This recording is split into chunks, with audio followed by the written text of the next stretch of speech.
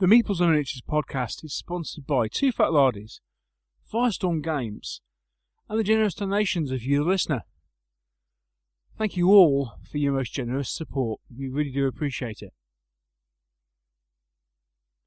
The Meeples and Miniatures podcast, episode 257. The Devil in Your Head, with hosts Neil Shuck and Mike Hobbs. This show was recorded on the 5th of December, 2018.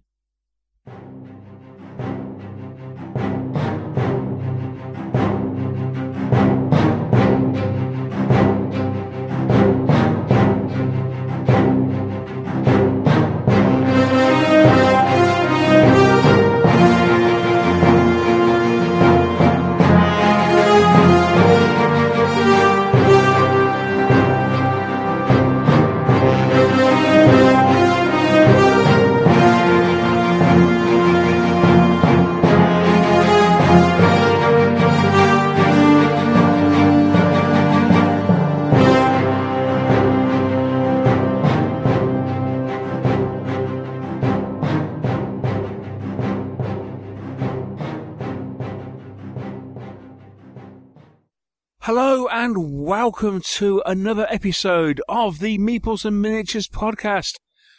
We are your hosts, recently described as the little and large of wargaming. My name is Neil Shuck and I am joined, of course, by my partner in crime. It is the Welsh wizard himself, Mr. Michael Hobbs. Hello, sir. Hello, Neil. Hello, Meeps. How's everybody? Well, how you doing? You alright? Yeah, I'm good. Cool. How are you? Nice long drive down the M1 today? Oh, marvellous drive down the M1 with lots of rain, surface water, and all sorts of marvellous stuff. Don't you just love driving 3.5 hours down the length of the country in order to get home? I had to do 6 hours the other day from Brighton to my home. That was fun. Who'd want to go to Brighton? Well, things to be done. Places to see. Celebrities to meet. Celebrities to meet. More rich lady than I assume. Yes. Oh, excellent stuff. Excellent stuff. Well, and yes, before we go any further, the first thing to do is to say thank you to Ludo for that description we used in the introduction. You may remember that in the last show, Mr. Hobbs took it upon himself to ask for nicknames. A new nickname for me, and that was something that Ludo came up with, which I thought was rather good and incredibly appropriate. Fantastic one. It was a brilliant one, and I am not giving away any clues as opposed to who is who. I was going to ask, but didn't matter. To misquote, absolutely fabulous. Yes, inside this fat wargamer is a thin wargamer fighting to get out. Just the one, dear. Right, okay, so before we go any further, the first thing we need to do is to welcome a brand new sponsor of the show. We're very pleased to announce that in addition to Two Fat Lardies, we are going to be sponsored by Firestorm Games. Who? You know, that place that you hang on, haven't you just got a direct debit set up with them, once a week? Pretty much. Yeah. Yes, Firestorm Games have very kindly offered to sponsor the show. So we have a new logo on the front page, which sends you to their website. What is more, listen out later in the show for the Firestorm adverts, because contained in those adverts, an exclusive to Meeples and Miniatures podcast listeners, you will find a discount code which will give you an additional 5% discount on anything that you buy from Firestorm Games. The fools. The fools. So, if you're interested in getting money off games, listen out later in the show for the Firestorm Games advert. Can I just check that I'm allowed to use it? Hang on. Haven't you already used it? Not properly. The wife used it for a Christmas present for me. Oh, right, okay. It works. It does work. It does work. Yes. It definitely does work. I mean, admittedly, I wasn't the one that used it. Somebody I know, somebody who has been on the show, and I am, I see every day used it, and it worked. Just to test it to make sure it was up and running. Obviously, Yeah, of course. Yeah. So yes, I believe it is open for all listeners of the podcast. So there we go. I mean, admittedly, with the fact that you'll be using it, Firestorm are likely to take a major hit in their profits. Yeah, I better be careful. I don't want to go out of business. But yes, a huge thank you to Firestorm Games. Really excited to be in this deal with them. As you're probably aware, that actually, one thing we want to do is promote your friendly local game store. Use them or lose them is the ultimate thing, as we have seen and heard. Especially in the current climate.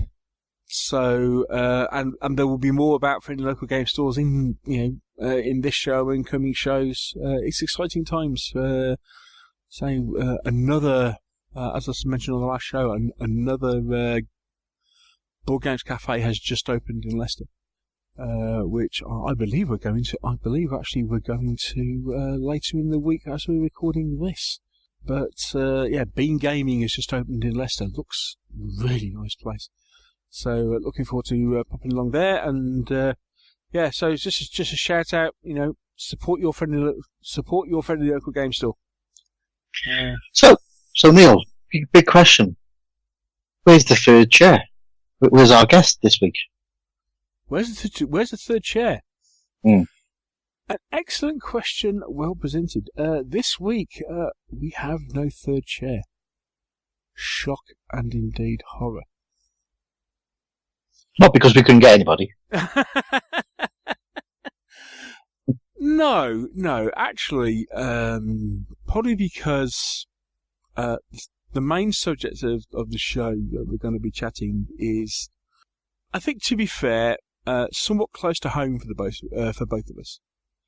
And we just felt, to be perfectly honest, I think we just feel more comfortable chatting about it between the two of us, simply because it's a subject that we've chatted about a lot to each other recently, yes. but not to many other people. And since it's quite personal, and everyone's kind of going, "What on earth is it? What are they going to talk about?" But no, so actually, this show doesn't have a third chair for that reason. So it's an unusual one. And it's not something we'll do very often. Actually, one thing to say is thank you to everybody for your feedback. Lots of people have popped up and said they're really enjoying the new show format, and they're really enjoying having different voices and different opinions and us chatting to different people on the show. So much more of that to come in the future. But for this show, it's just going to be the two of us. Just us. Indeed. So you may ask, what is it that we are talking about that means that it's only going to be the two of us? Well, you could go and read the notes on the page that you just downloaded the podcast from. Yeah, it's a bit of a giveaway, isn't it? Yes. Yeah. Yeah. Yeah, okay. You may kind of think, why are they talking about this a lot? But yeah, we're talking about mental health, and wargaming, and specifically about mental health, wargaming, and us. And actually, in doing so, it might answer a couple of questions about different things. That's obviously going to come up later in the show, but that's why there's only the two of us. Because, as you can appreciate, it's a subject that's quite close to home. But we're hoping that it's not going to be, a really down show. It's we're not going to be called as disappearing into a downward spiral for 40 minutes. Well, at least I've got. It depends on the questions you ask me. Oh, crikey. No, actually, no. I mean, what we want to talk about is, because, tell you what, we'll introduce the subject a bit later on, but as I say, we want to talk about a lot of positives. But we want to chat about it. We thought it was something that, there's been a lot of talk about it over recent months, and depending on who you follow on social media, you can see that it's been affecting a lot of people. I mean, even today, I had a Kickstarter update from somebody who, well, reading between the lines, it seems, has had, that his own issues have been seriously affecting his ability to process what was a successful Kickstarter project, and we've seen how it affects other people in the hobby. So we thought, let's bite the bullet and we'll talk about it. Yeah. So something for later. Something a bit later. Okay. Cool. Well, onward then. Let's take a quick break, and when we come back, confession time. Oh God, yeah, more stress. As we take a break for a few seconds, I just wanted to say a quick word about our show's main sponsor, Two Fat Lardies, authors and purveyors of some of the finest rules in the wargaming world. No matter what period you're into, whether it be Ancients, Dark Ages, the era of Black Powder, the Napoleonic Wars, and the American Civil War, through both conflicts that encompassed the globe, right through to more modern conflicts like Vietnam and even into the far future. As you browse through Two Fat Lardies' shop, you will find not only rules, but scenario supplements and a host of specials containing extra campaign ideas, one-off scenarios, and a host of gaming and modelling advice. Whether it be on land, at sea, or in the air, I'm sure you will find a game that will interest, excite, and challenge you. Pick up a copy of a set of rules from Two Fat Lardies, step into the shoes of the commanding officer, and play the period, not the rules. Go to twofatlardies.co.uk for more information.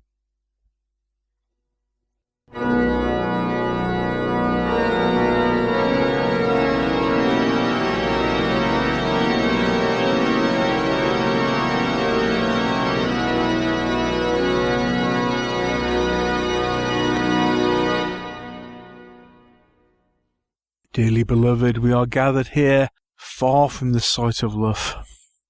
It's only me here. To celebrate the wonderful gaming hobby and confess all what we've been up to in the last couple of weeks. So, I've been going first for the last couple of weeks, haven't I? But I'll tell you what, I'll go first again because... Okay, it's your show. Well, no, because... You see, I almost feel like I'm letting the side down. Ooh. In the fact that I've not actually got a lot to confess. It's terrible. Okay. It's terrible. Okay, right. There's been several things on my shopping list, but with one thing and another, I've not been doing a lot of internet shopping, and I've kind of been waiting for stuff to get released, and then completely failed to hit buy in the checkout on a couple of occasions. So as a result, I'm just trying to think, actually, since last time, what I actually bought. And I think the only thing I can think of that I actually bought was, you remember last time we just bought a couple of individual decks of Keyforge to play in a tournament. Well, the following week we actually went down to Battlefield Hobbies and for our usual Friday night gaming, and they still had some starter sets, so we bought a couple of starter sets of Keyforge. We bought one starter set of Keyforge between myself and Josh. I think that's about it. There's lots of stuff I'm thinking, I need to get this, I need to get that. I completely missed getting the latest Legion releases because I was normally I'd have picked them up on the last Friday, except I was elsewhere. More of which later. So I haven't bought them yet. I'm kind of thinking that's about it. I've not bought any miniatures. Filling in pledge managers for a couple of Kickstarters. But you know about that. The Honor Big Ice Kickstarter and the Burrows and Badgers Kickstarter, both of those we're just doing pledge manager for at the moment. That doesn't count. No. And I was, actually on the confession front, I was, after our last recording, we were chatting about, do I back White Busters, do I not back White Busters? You guys almost kind of talked me out of it. Did we? Strangely enough, actually, I mean, don't get me wrong. I didn't cancel my pledge, I have that $1 pledge. $1. I have that $1 pledge in, so I've got my foot in the door with the pledge manager. Should I change my mind? However, my confession is at the moment I am struggling with a major attack of common sense. Whereas actually I am wondering not only whether I should be backing stuff, but actually looking at, although I had a sort out, a couple of years ago, I still got a lot of models which are in their boxes which still haven't been touched. And with the fact that, I've got to report on the 7 tasks of Shuck from the start of the year and this, that and the other,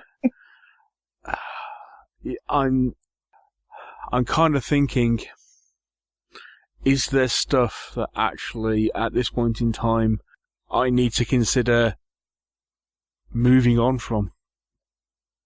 Blimey. That's scary. There's a bear. It's a bit of a tough few weeks. This is. I am kind of thinking. Hopefully over Christmas things will get restored and a little bit more back to normal. But yeah, at this moment in time, I'm actually more thinking about getting rid of stuff. And I blame that Aldrich bloke. I blame it all on James. When he's turned around and goes, well, I was playing Legion, although I enjoyed it, I wasn't playing it enough, so I just sold it all. I was like, what? It's madness. Madness. It is complete and utter madness, and I have to apologise up front and say, at this point, I don't know what I'm doing. It's terrible, absolutely terrible. That is my confession. My confession is a crisis of confidence, a crisis of buying confidence in the Shuck household at this point in time. Well, I suppose it's up to me then to save the reputation of Meeples and Miniatures once again. Mike, can you please ride in on your white Charger and save the day? Well, okay. So, I mentioned last week that I got some 6mm Glorantha stuff. Yes. From Rapier Miniatures. That arrived. So I bought... That looks nice. It's lovely. It's really nice. So a big thumbs up to Rapier. So I got the Glorantha stuff, which is a bunch of Bison Riders and some Scorpion men. And they sent me a little sample of their Moor camps, which should be coming out soon. But I also bought a little starter army of Assyrians. Oh, cool. Ancient Assyrians. Which I'm going to use as lunars in Glorantha. So they've arrived, and I've started painting them. Oh, wow. The Bison Riders all done. Scorpion Men are on their way. A couple of units of the Assyrians are done for the lunars. So, going well. I've forgotten how much I actually quite like painting 6mm. Well, mainly because I never liked painting 6mm. But anyway, so they've arrived. I picked up a copy of the latest War Games Illustrated because they were doing them with samples of the Cruel Seas ships. So we got a little sprue of the Cruel Seas ships to play with. Oh, okay, yeah. So I picked that up. I did get it from Firestorm Games. And I thought, well, I can't really spend £4.99. Well, only spend £4.99. Yeah, on one magazine, it's a little bit. And get it posted, it's a bit much. So I bought a box of Warhound Titans as well. Excellent stuff. Yeah. That's it. Wow. That's all I bought. Somebody did give me a whole bunch of Cthulhu figures by Ratham. Oh, yes. I did, yes. Yeah. But that's not going in the confessional because you forced them into my sticky little hands and said you'll have to have these. Well, I thought you might find them of some use, especially considering all the role-playing paraphernalia for Call of Cthulhu that you have recently purchased. I thought they might come in useful. Yeah, but you see, role-playing is about the theatre of the mind, the imagination. I'm speaking here from the holy book of Duck the Dice. However, if you had something just as a kind of an aid memoir, if you like, then, indeed, yes, then maybe just maybe that may help fire your imagination to say, right, this is what happens. Oh, by the way, you got a monster that looks something like this. That is very true. Yeah. So thank you for that. Very kind of you. That's all right. Cool.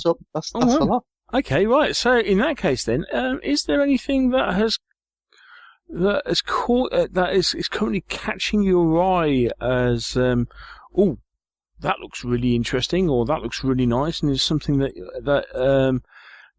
is perhaps tempting you?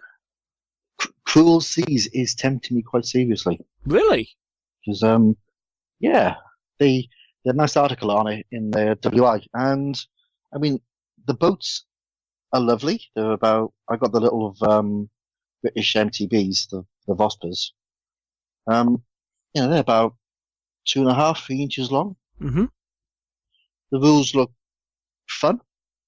I mean, let's be honest. It's not going to be a full-on, micromanagement simulation of Coastal Command in World War II, but it's going to be a fun game where you can push around MTBs and fire torpedo boats at, and try and shoot the Germans, which has a certain appeal. and the models are lovely. They did look nice. I must admit, when I first saw it on the pictures, I thought the models were about 6 inches long. Yeah. Which is why I thought playing on a 4-inch board, it's going to be really, really cramped. But no, they're quite a nice size. So the MTB's what, 2 inches? Yeah, 2.5 inches, maybe 3 at the most. So you only have about half a dozen of them. So I think it'll work quite well. And they got some nice little rules in there. The rules, it's simplistic, but it's workable. So, like I say, for a fun game, I think it could be good. So, it's on my Christmas list. Ooh, right, interesting. Oh, how about you? Any temptations your side? Oh no, you've been sensible, haven't you? Wow, you say that. Right, two or three things have cropped up. Right, first off, due to a game we were playing, we'll come on to more of something, but I'll talk about something in a second, because otherwise it'll give away a game we played, and what we've been doing hobby-wise. So we'll come on to something, but certainly having played something at the weekend, that's kind of fired off or reinvigorated an interest I had a while ago. Conqueror models. We were talking about their Dark Age Dwarves. They've just released a new pack for that, which is the Hero and Standard Bearer. And yeah, I was on their website the other night looking at just how many packs of that I needed. Because I'm kind of very tempted at this point in time to get that full army, and then actually to pick up or make up an army using the Oathsworn Goblins. So that's project for next year. I think I had a good look at the. I was having a look at the command packs on North Star's website. Of course, the figures are sculpted by Mark Copplestone, and they look really nice. Yeah. So I'm very tempted by those. Something else that went live today as we are recording this. Right. You may have noticed on social media that several people are currently receiving a game called Nemesis. Oh, yes. Yes. Hi, Ralph. Hi, Ralph. Now, I realise I'm not receiving my copy of Nemesis simply because I opted for one wave shipping rather than two. So I will not be getting my copy of Nemesis until next year. Yeah, can't moan. You had the choice. Yeah, I know. So there we go. I'm not moaning, I'm just pointing out that I won't be getting my copy until next year.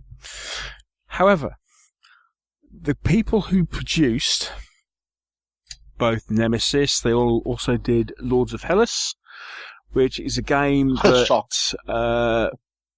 Mr. Hitman has. Double shock. And funny enough, we have yet to play. But double shock, indeed. However, they have just released a Kickstarter for a new game that they are producing, which it's an adventure. It's described as an adventure survival co-op board game for 1 to 4 players. It strikes me as something of a cross between Seventh Continent and Gloom of Kilforth. And it is called Tainted Grail, The Fall of Avalon. So yeah, it's a kind of it's a retelling of the Arthurian legend with a twist. With a kind of a dark twist, as they describe it. A dark reimagination of the Arthurian legend. Coming out? Looks well. The Kickstarter launched today. It launched earlier today. It's already at over £900,000. It is delivery is delivery is August next year. The company is based in Poland. Awaken Realms is based in Poland. But looking at it, you kind of go, "Oh, this looks actually really interesting." What they're saying is that the basic game, it's one of these things where it's a complete branching adventure. You play a chapter, and then at the end of that chapter, it branches. So there are 15 chapters. Each chapter takes between 2 and 3 hours to play. The game is a campaign is 30 to 40 hours long. It has a quick save system, so hence why I'm talking about things like Seventh Continent, because it's kind of similar to that's kind of how Seventh Continent works. But there's things that are the same. There are things that are different. It also uses some miniatures. The basic game just uses character miniatures and a few just some models. However, there is an expansion to that you can actually use. There is a full box of miniatures that you can use in the game. Rather than, I suppose it's a case of rather than having some monsters appear as cards, they will actually you can actually have them turn up as miniatures instead. But the basic game pledge is £70. Oh. And it's 110 if you include the miniatures expansion. Oh. And they've already hit a stretch goal for an extra campaign. And I'm kind of looking at this kind of going, oh, this is interesting. So yeah. Yeah, that is looking very, very interesting. So that's kind of my. I suspect that that by the end of the podcast, I might have, or at least before the end of the evening, I might have backed that. Yeah. It's running. Oh, let's have a quick check. It is running until the project is running until the 28th of December. I'll definitely backing that. That's that'll go into next month's pay packet. Pay for it after Christmas. Yeah, definitely. Yeah. Oh, yeah. Yeah, I'm backing that, mate. Here we go. Yeah. Man Backs Kickstarter live on air. Well, okay. If I'd known about that one, that would have been in my temptations. I'll have a read of that before I make any sort of decision. Yeah, but I was looking at funny enough. There's when you're a passenger in a car travelling down the M1. There are things that you just end up doing. Yeah. And so I was doing quite a bit of reading on that on the way down until my phone died on me. So yes, I think I am. I think that is something that may very well be falling into my inbox before the end of the evening. Right. So there we go. So there we go. There's a big temptation for you folks. It just looks really intriguing, and considering what it's, the kind of thing it reminds me of, both of the games it reminds me of, so yeah, excellent, yeah, might excellent be all right. Stuff. Cool. So, quick break. Then it's time to catch up on what we've been up to in the hobby.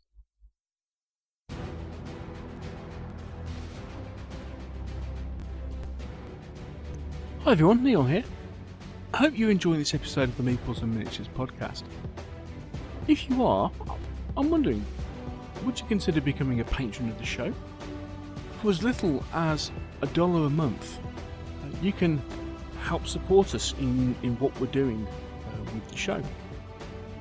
For that, you can get access to a monthly question and answer show, and that will also allow you to ask questions. If you pledge more, you potentially get bonus podcasts.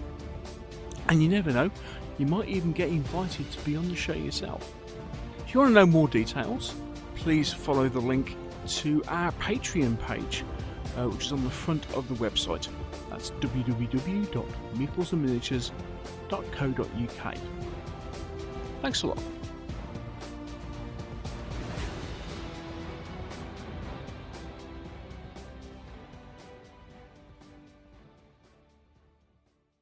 Okay, and we're back. So it is time to chat about what we've been up to in the hobby since we last spoke. Mm-hmm. Do you want to go first on this bit, Mr. Hobbs? Oh, go on then. Share the love around a bit. So what have I been up to? I had a bit of sort out of my paint desk, which was getting a little bit full of bits and bobs. So I had a free weekend last weekend. So I just went face down and cleared off a load of jobs. So I did a load of Savo bases, my Lord of the Rings stuff, got a load more wargs painted up.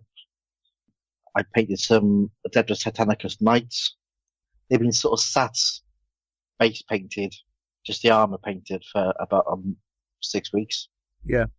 So I blew the dust off them and chose a colour and painted them. So they're all nice. They're yellow. Did my Gloranthan stuff, as I mentioned.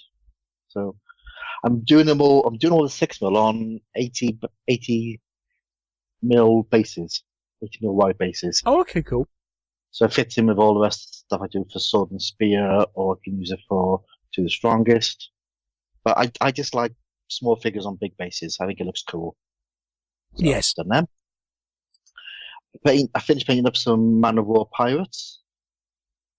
I just got a few sails on a few boats, and they're done.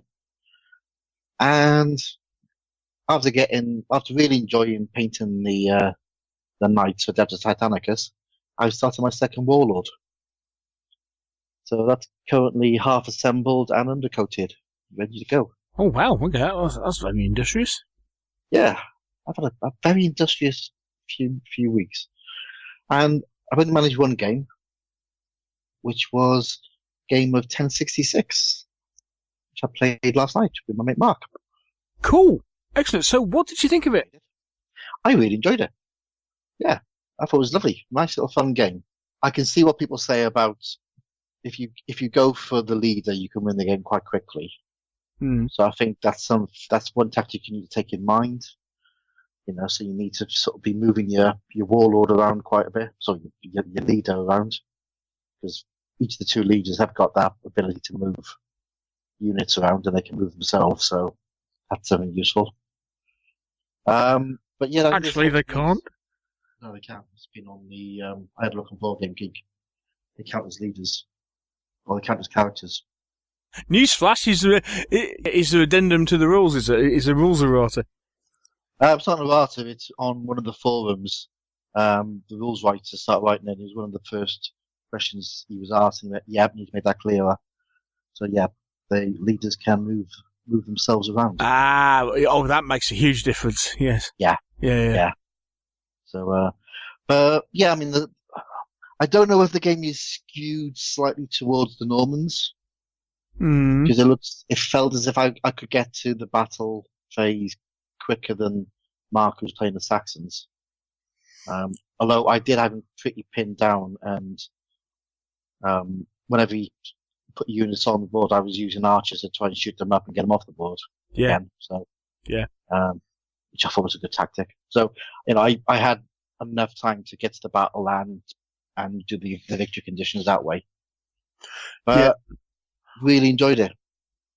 We really enjoyed it. I mean, funny enough, I taught Mr. Hickman how to play it on a couple of days, and interesting game. Like it a lot. Still want to play things a bit more, play out things a bit more to kind of make sure that whether this potential issue with leaders is as bad as we think it is. It may not, as I say, especially if you can move him around. That does change things a lot. So yeah, it was a fun game, and I know you said about only being able to draw 2 cards per turn, slows it down a bit. We didn't sort of notice that because we had very short turns. Both of us we did a couple of cards each at the beginning and then stopped. Yeah. So, instead of doing long turns and trying to pack everything in, we were both sort of holding stuff back until we had to do it. Yeah. No, what I was saying with that is actually in drawing more cards, you are mitigating the issue of only drawing 2 cards on a turn. So you're increasing your options when after you've drawn cards into how you plan your turn, with the downside of actually at the same time you then have to start discarding stuff, and potentially stuff that you may want to keep. You might have to still discard stuff because there's other stuff in your hand.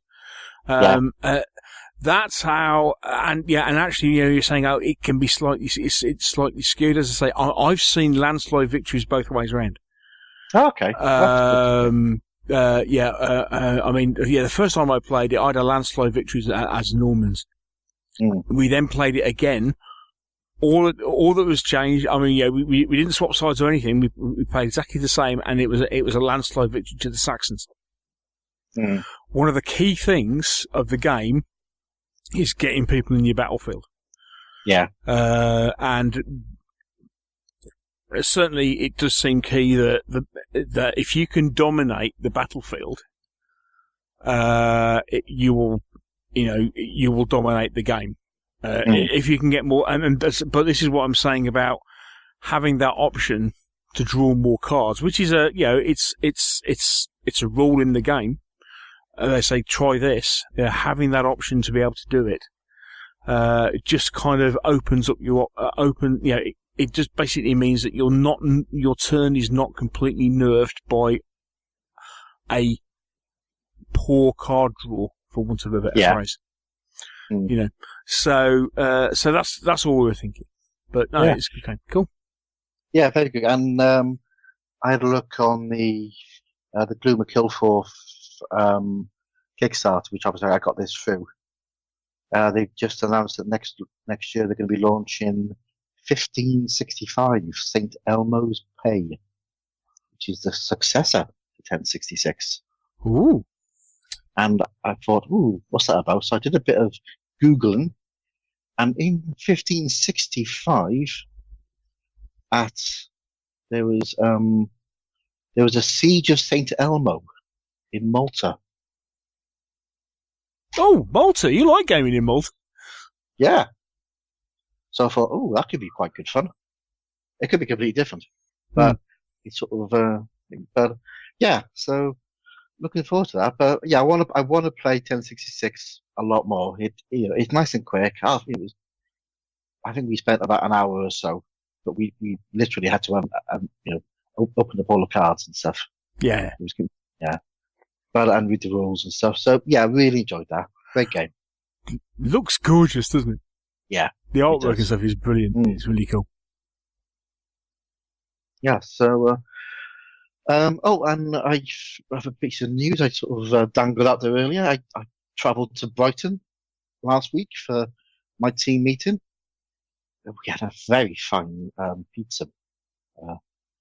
It's a very nice restaurant. But I managed to sneak away for a few hours on the Friday morning, and I met up with Mr. Hyde. Ha! Good on Henry. Hello, Henry.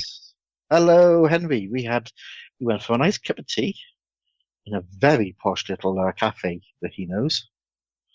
And he's speaking Italian and all sorts of stuff. He's very, very continental. It's a different world in Brighton, Neil. It's not like what we get, we just sat down and we just chatted for an hour. And I think if neither of us had anything else to do, we probably would have been chatting there 12 hours later.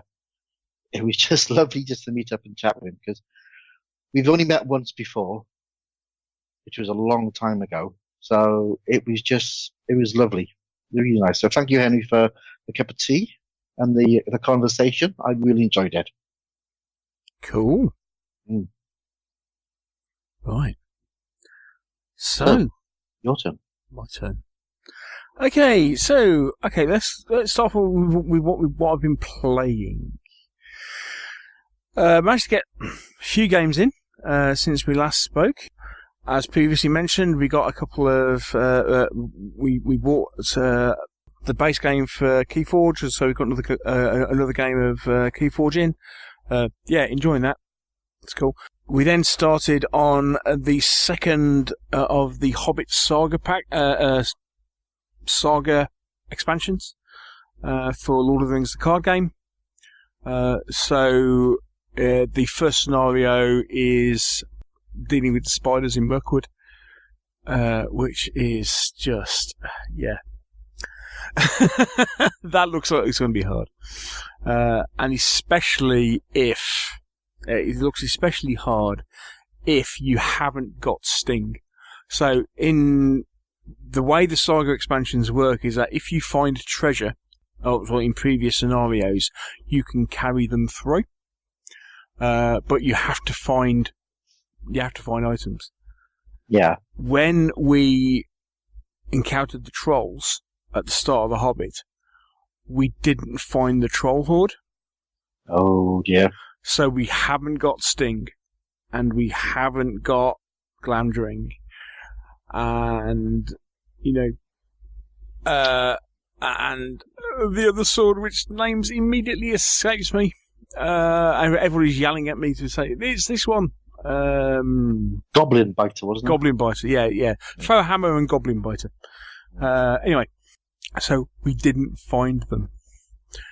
Now it becomes apparent in this scenario that having Bilbo without Sting is a bit of an issue. Well, just go back and play the games again. That means we're going to do the whole thing again. Oh. That'll take long. Well, considering, as we said previously, one of the scenarios took us 11 times to beat it.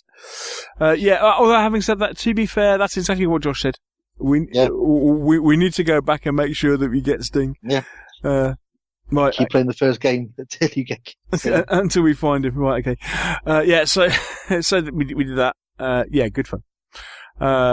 We then, played a couple of games. I taught Mr. Hickman, Tis of Many Mothers. We played another game of Mansions of Madness, which, continues to be completely and utterly excellent. And then at the weekend, as part of a packed hobby weekend, more of which very, very shortly, I played a game of To the Strongest. Myself and Mr. Hickman played a game. It was umpired by our very good friend, Matt Slade. He a Glenbook Games fan. Hi, Matt. So he took us through a game of To the Strongest using his, War of the Roses figures, actually. He's got a couple of War of the Roses armies. I really enjoyed that. And this is where, that another thing of Temptations came up, is that because we immediately started discussing, myself and Mr. Hickman started discussing doing it in 6mm.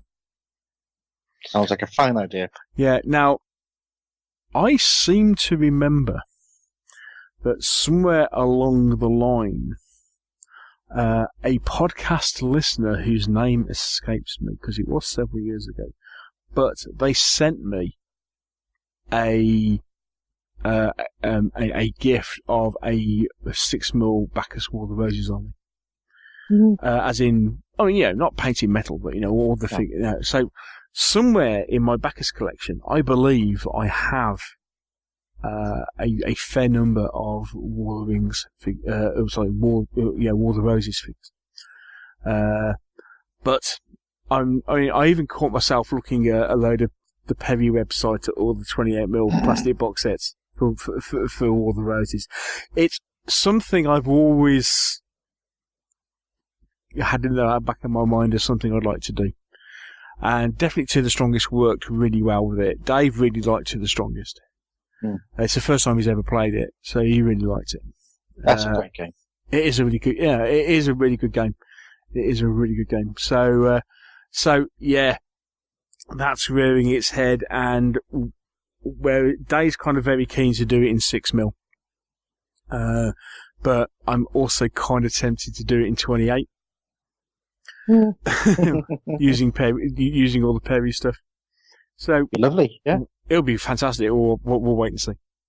But in the meantime, it's also something I'd probably consider doing with, when I was talking about, because we know that Simon's currently one thing that's gone on the back burner with that is the fantasy version that is likely to come out once he's revised the main rules, which I think is something he's working on at the moment. Yeah.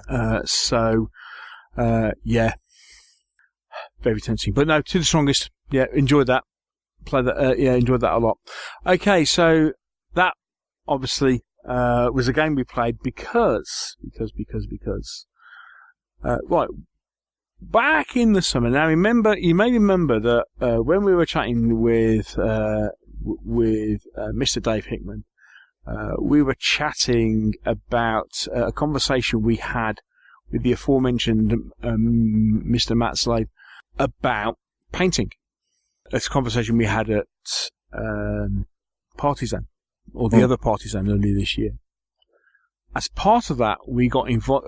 Matt kind of offhand kind of went, "Oh, come down for a weekend, and we'll do some painting." So we did. So we did. That weekend was last weekend. I know. I know, because you were there. Well, I popped in to say hello. You popped in to say hello and annoy me, heckle, take post videos on Twitter and stuff. Yes. Etc. Just doing my job as your social secretary. Thank you. That's okay. Yes. Anyway, interestingly, I mean, because we were discussing in this, like, okay, what do we bring down? And Matt turned around and went, "Oh, bring your Normans." The now almost legendary Norman cavalry that have been perched above my painting desk for 2 years, pretty much. And the rest. No. 2 years. No. Seriously, because the crazy thing was, right, I ended up, right, so this is where we were. On the Sunday morning, I found myself awake early on Sunday morning. Whilst I couldn't sleep, I ended up Googling the painting articles about painting horses, 28mm horses. And one of the first things that we got hit was actually a blog post I wrote about Norman cavalry, in which it has links to 3 or 4 of those articles. There's an article about painting horses that Games Workshop published regarding Mordheim. There's the original article from White Dwarf that Mike McVeigh wrote, and then there was a massive kind of picture that I think it was Gareth. Gareth originally sent me, which is this huge kind of almost like a wall chart sort of size thing on how to paint all different horses. And it was from my blog post, which happened to be in 2016, and that was when I'd first assembled those 32 Norman cavalry. Anyway, interestingly, at one point. Prior to going down, and when I was talking about this attack of sensibleness, there was one point where I was actively considering getting rid of my Normans because a question raised its head of am I actually ever going to play Saga again? Shocking indeed, horror. In which case, if I'm not playing Saga again, why do I need I've got a Norman Saga army, but at the same time you turn around and go, no, that's madness. What you've actually got are a painted Norman army, or part of a painted Norman army, and some other stuff. And of course, you can use it in other systems. And of course, if nothing else, I know I've been talking about. Talking about dwarves and goblins, it's like, interesting thing, Normans, even if you don't use them historically, in a fantasy setting, they're a great kind of like, base human army. Especially considering primarily they're cavalry and archers, plus a couple of spearmen units sort of thing. So actually I'm, rather than, so I decided, yes, okay, I'll go with the Norman cavalry, and it's actually got me looking back at. Do you remember back in the day when I turned around and said I'd actually bought all the Crusader Normans, and then I ended up eBaying them. Yeah. I think I might end up buying the rest of those Crusader Normans again. You know, the guys with, the swordsman and the axes, and because I've got the Conquest Norman infantry, as well as plastic set, as well as the knights. The Conquest Norman, the plastic knights are really nice. The infantry aren't quite as nice, but I love the Crusaders Normans. I mean, Futsals and Perry's look okay, because I mean Perry's, actually it's like First Crusade stuff, but their First Crusade stuff is actually suitable for like later Normans. But Futsals and Gripping Beasts are nice, but I actually really like the Crusader range, because I mean they're just lovely, big and chunky. So I could end up buying a load of those again. Never mind. Anyway, so I digress just slightly. Just a tad, yeah. But anyway, yes, 2 years ago they've been 2 years they've been set above my desk.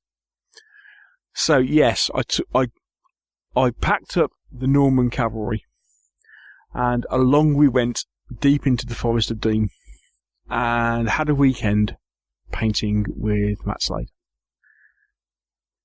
And the weekend basically consisted of us sat in Matt's front room. Matt and Deb's, hi both, so they very kindly put us up for the weekend. Matt, as you know, is a full-time miniature painter, and his front room of the house is his painting studio. We'd forced him to clean his desk up, so that actually there was room for more than just him. But he's got a big painting table, and he cleared. So there were 3 workstations.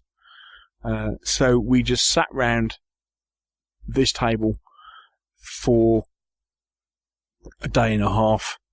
It was all day Saturday, up until early afternoon on Sunday, and talked about gaming and painting and miniatures and a few other things, including a lot of Doctor Who, because the other thing you may not know about Matt is that he's a huge Doctor Who fan, which is fine by us, because we're both quite, myself and especially Dave. Dave is a big Doctor Who fan as well. But we just sat down and we painted. Well, you say you painted, but when I was there, Neil, you were just chatting. I mean, you did pick up your brush once. We did force you, and you did dip it into the paint pot and painted a spear, I think. To be fair, you arrived at lunchtime. Or just after lunch. And I had been painting all morning. Yeah. And actually, I did actually get, I mean, admittedly, I didn't get anything fully finished. Now, part of that was probably because maybe I just decided, rather than concentrating on finishing one batch of 8 models, actually what I did was I want to have a go at painting. I want to try 24 of them. It was like 19, 20 miniatures. I went, right, okay, let's do all this, and let's try a few bits and pieces while I'm here.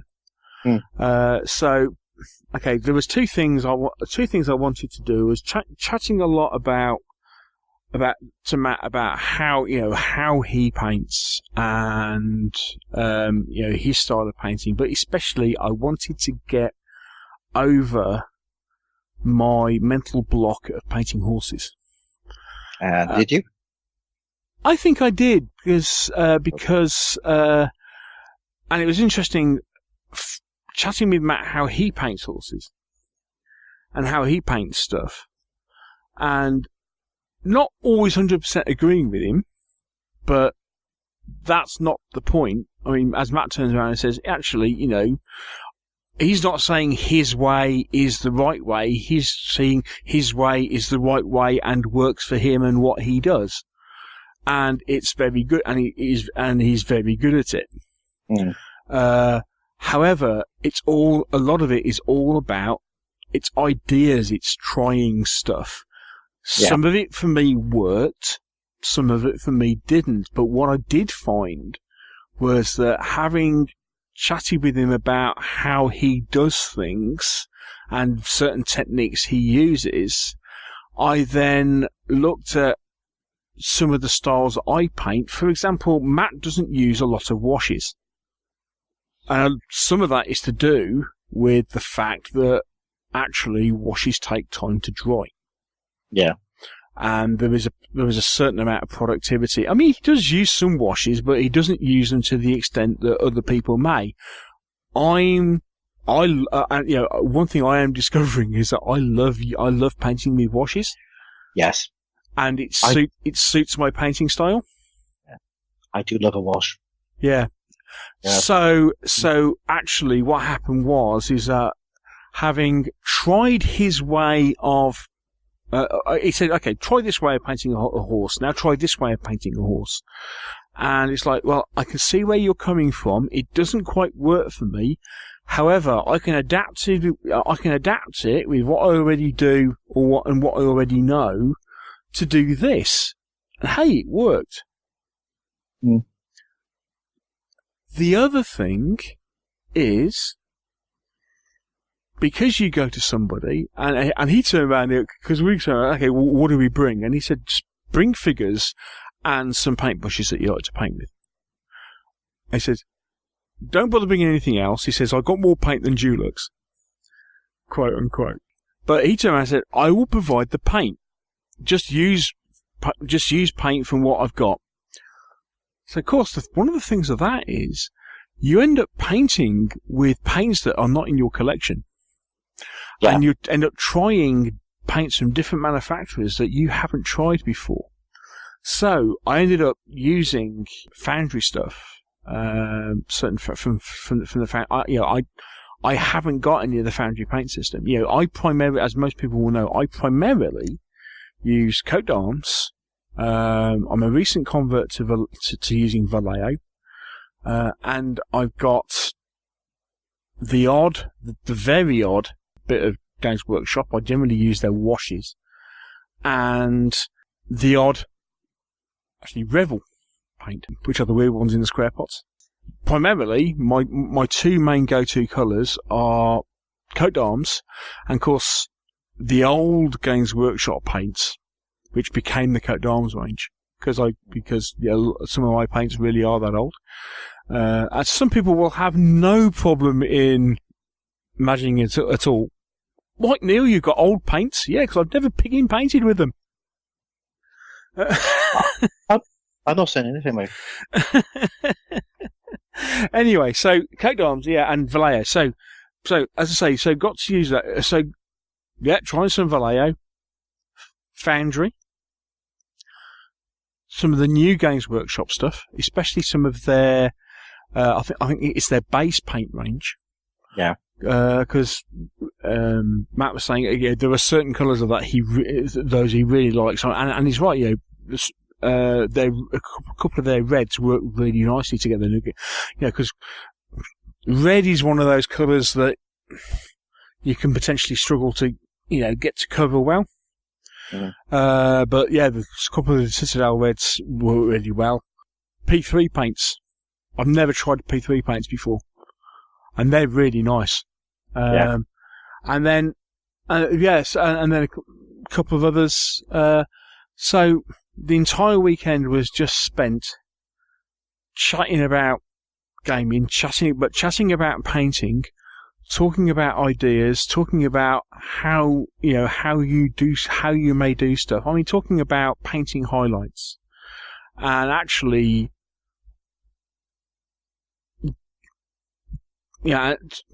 rather than just thinking about painting highlights in the fact of actually all you're doing is picking out raised areas, it's more about getting depth of colour.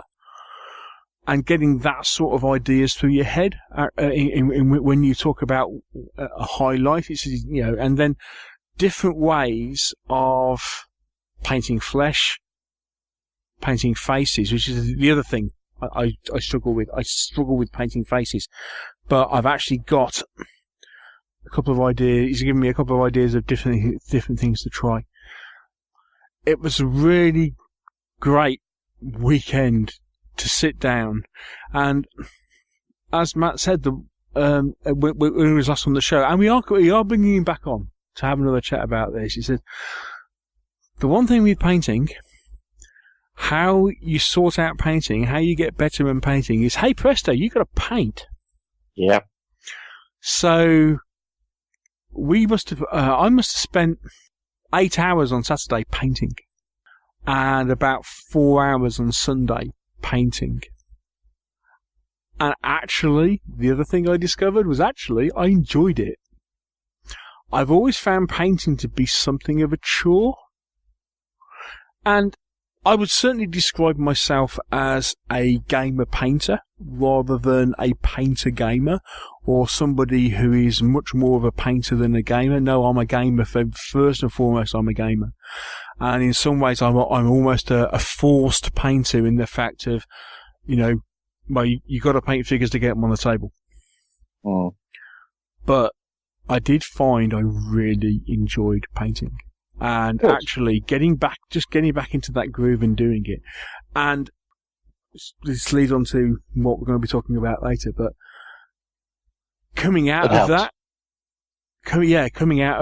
after that weekend, that was a massively helpful weekend, not just from a hobby point of view, but from a well-being point of view. Mm. It was a superb weekend. Of course, the other thing is that when you sat painting on your own, you're kind of feeling a bit isolated at times.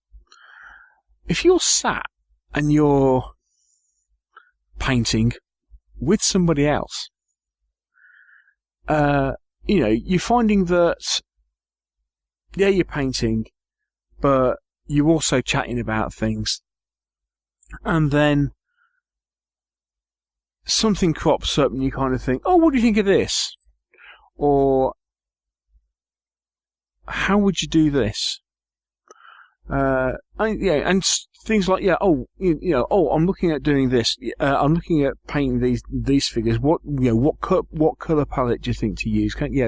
I'm struggling. Can you give me some ideas? And you start bouncing things off each other.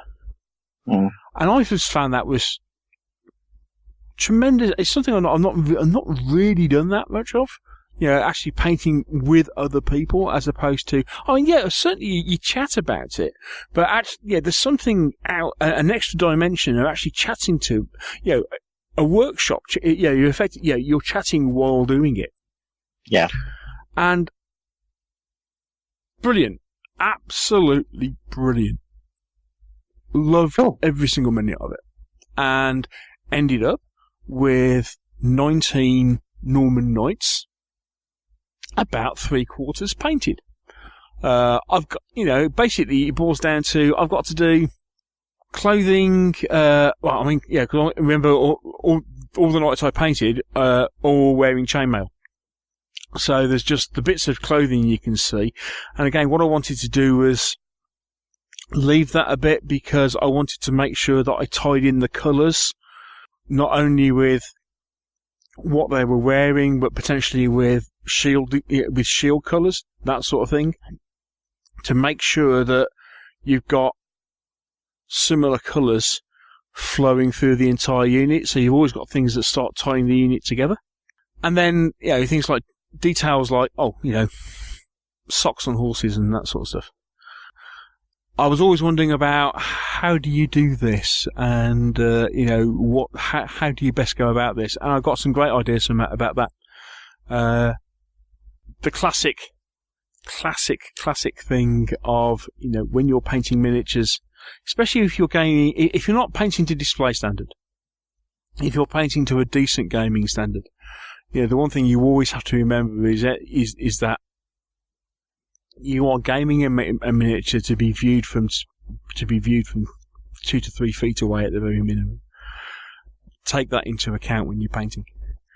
And it's, you know, again, it's that change of focus, it's that slight change of mindset, which might, and you know, something that you look up close and you kind of think, you know, that sticks out like a sore thumb.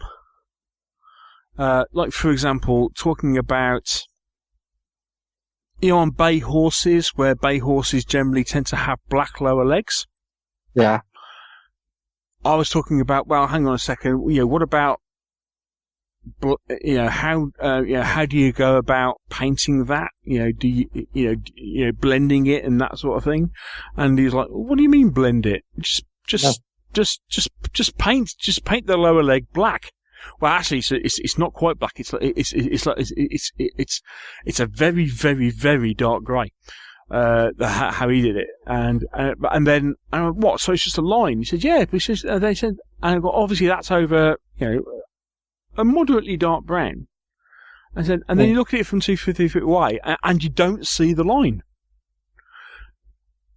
and it's getting past. I know it sounds really stupid, but it's getting past things like that. Stopping complicating the process and then trying it and coming into the bottom line and saying, hey, that works. Yeah. I probably make mine too complicated because I painted them black and then I give them a highlight of a brown and I give them a highlight of a grey, and then I give them a black wash. Yeah.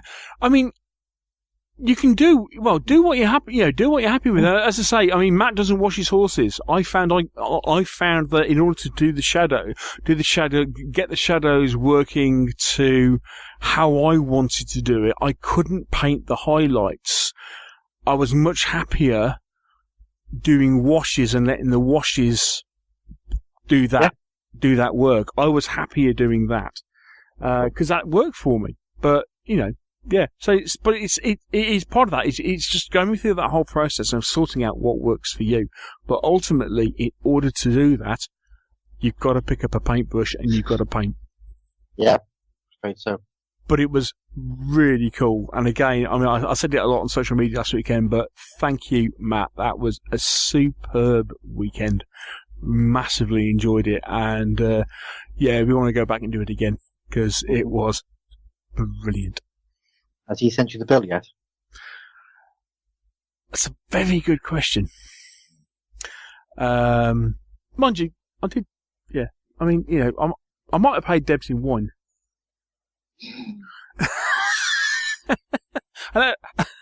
So, but yes, yeah, it was brilliant. And thank you, Matt. That was really cool. But yeah, I think if you go back, I think it will have to become a professional therapy session. Because it was, yeah, painting therapy. It was seriously cool. Yeah. Cool. Right. Okay. So let's get out of here, and then when we come back, we'll move on to our main subject for today's show discussion.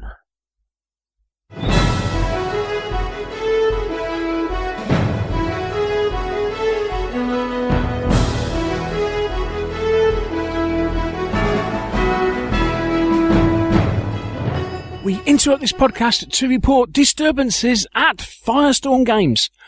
Let's go to our South Wales reporter at the South Wales Gaming Centre. It is Mike. Neil, you've joined me here in the middle of a scene of desolation. It seems that many Meeps have invaded Firestorm and are buying everything in sight. I've seen war games, board games, card games, and even Lego being bought up in what can only be described as a feeding frenzy. There are also reports of a massive surge in internet traffic, with people taking advantage of Firestorm's free worldwide postage for orders over £40. Hang on, Neil, I've just received news from the staff here at Firestorm. It appears there is an offer code that's only available to listeners of the show. An offer code? An offer code? What is this offer code that you speak of? Apparently, if you use the code Merry Meeple, When making purchases online or in the shop, you'll get an extra 5% discount on any purchase. That's at least 15% off in total, Neil. People are ripping stock off shelves and buying in bulk. Thankfully, Firestorm has a good amount of stock from their many ranges. Oh no! The anti-luff has just arrived and has got hold of a forklift truck. He is carting off pallets of stock while shouting, "Merry Meeple," at terrified onlookers. Neil, I simply can't describe the scene here. Oh, the humanity. Neil? Neil, you still there? Neil, is that you at the till buying more Norman Knights? Where'd you get here so quickly? No, not me at all. No, honest. Nothing to say. Look out for the shelves! Listeners of Meeples and Miniatures can use the code MERRYMeeple online or in store to get an extra 5% discount during the month of December 2018. So why not visit Firestorm Games at www.firestormgames.co.uk to see what they have available. Some exclusions may apply on free worldwide shipping. See website for details. Merry Meeple is spelt in one word, all lowercase. That is Mike, Echo, Romeo, Romeo Yankee, Mike, Echo, Echo, Papa, Lima, Echo. Note, no wargames were seriously harmed in the making of this commercial.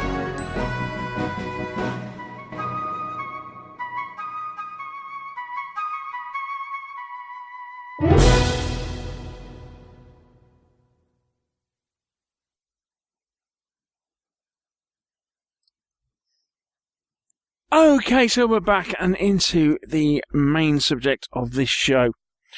One of which is kind of close to both our hearts, but it's something that's cropping up more and more often at the moment in discussions, especially on social media and stuff. Well, and actually more in kind of mainstream, and that is all to do with mental health. So we wanted to talk about the issue because, as I say, it's something that has affected us, and we want to talk about that, but not just talk about it from where we are, where we're coming from, but also how that has not only just affected our hobby, but how that hobby has affected, for want of a better phrase, well, how the hobby affects our mental health. Yeah. I mean, we've already seen. I mean, we were talking about Miniature War Game, the movie, for example, and we talked before. We talked how in that they were using model making as mental health therapy for soldiers suffering from PTSD, and so we kind of wanted to cover it. And another thing was because of a few blogger posts that Mike wrote earlier this year. So, Mike, I'll hand over to you at this point. Okay, let's approach this subject from your point of view. Okay. Right. One of the things I want to do in this is not just turn this into a conversation of stuff that people go through. I want to try and turn this into a positive thing of things that can be done to get help and things that can be done to help the condition. But unfortunately, to talk about that, it means that I have to open up quite a lot about what I go through on a day-to-day basis. And also Neil himself has issues, which we'll come on to. So the both of us are going to have to be quite open about where we are, because it would be lovely to turn around and go, hey, if you're suffering from stress and anxiety or depression, this is what you can do to get help. And these are some websites. But that only helps if you believe the person who's talking to you. So the only way I can get people to believe that I sort of know what I'm talking about, what are talking about is by explaining what we go through. Hmm. Which is going to be interesting because personally, I've never spoken in public about this. And of course, speaking about it is different from writing about it. Yes. So, right, so let's go back to that blog post. Bear with us, guys. Okay, this might be difficult. Yes. Oh, God. If only there was another Patreon pledger just to make us feel better, Neil. Right, yeah. So I've suffered from stress and anxiety for a long time. And over the years it's been getting worse. And I've always hidden it. And I've had counselling and stuff. I've been off work. And earlier this year, I was going through a bit of a bad time. And I got really angry at myself, and because the symptoms that I have, the condition I have, was affecting me so much that I couldn't be myself anymore. I got so angry that I wrote a blog post called The Devil in Your Head. I actually wrote 4 blog posts. 3 of them got deleted, but the 4th one I posted. And I'm not sure why I posted it. And I wasn't sure what the result would be. I wrote it just I just need to get out of my system. And sometimes, for me, writing things are better than talking about things. Yeah. But I was absolutely bowled over by the responses of support and the people who are saying, yeah, I go through this as well.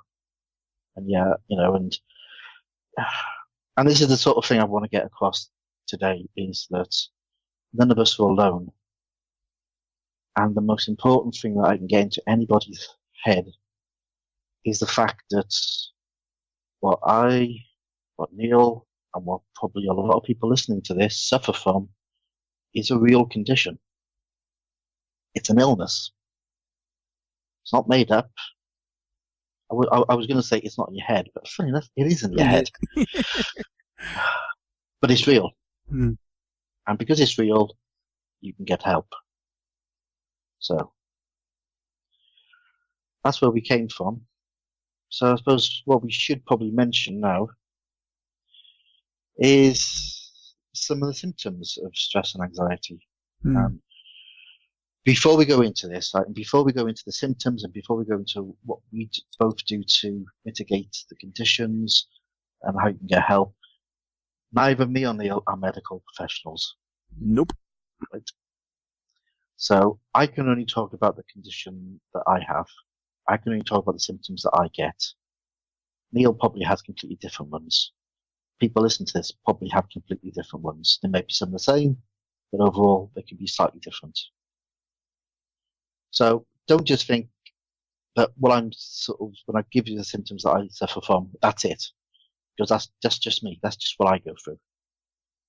And when it comes to doing things that can help, I'll just cover things that I do to help me. If you want to try them, try them. But the main thing is to get help. So, symptoms. Good old stress and anxiety. It's a fantastic thing. The sort of things that I go through. There's sort of 2 levels. There's emotional symptoms and there's physical symptoms, and they cross over, and they can come to the fore quite easily.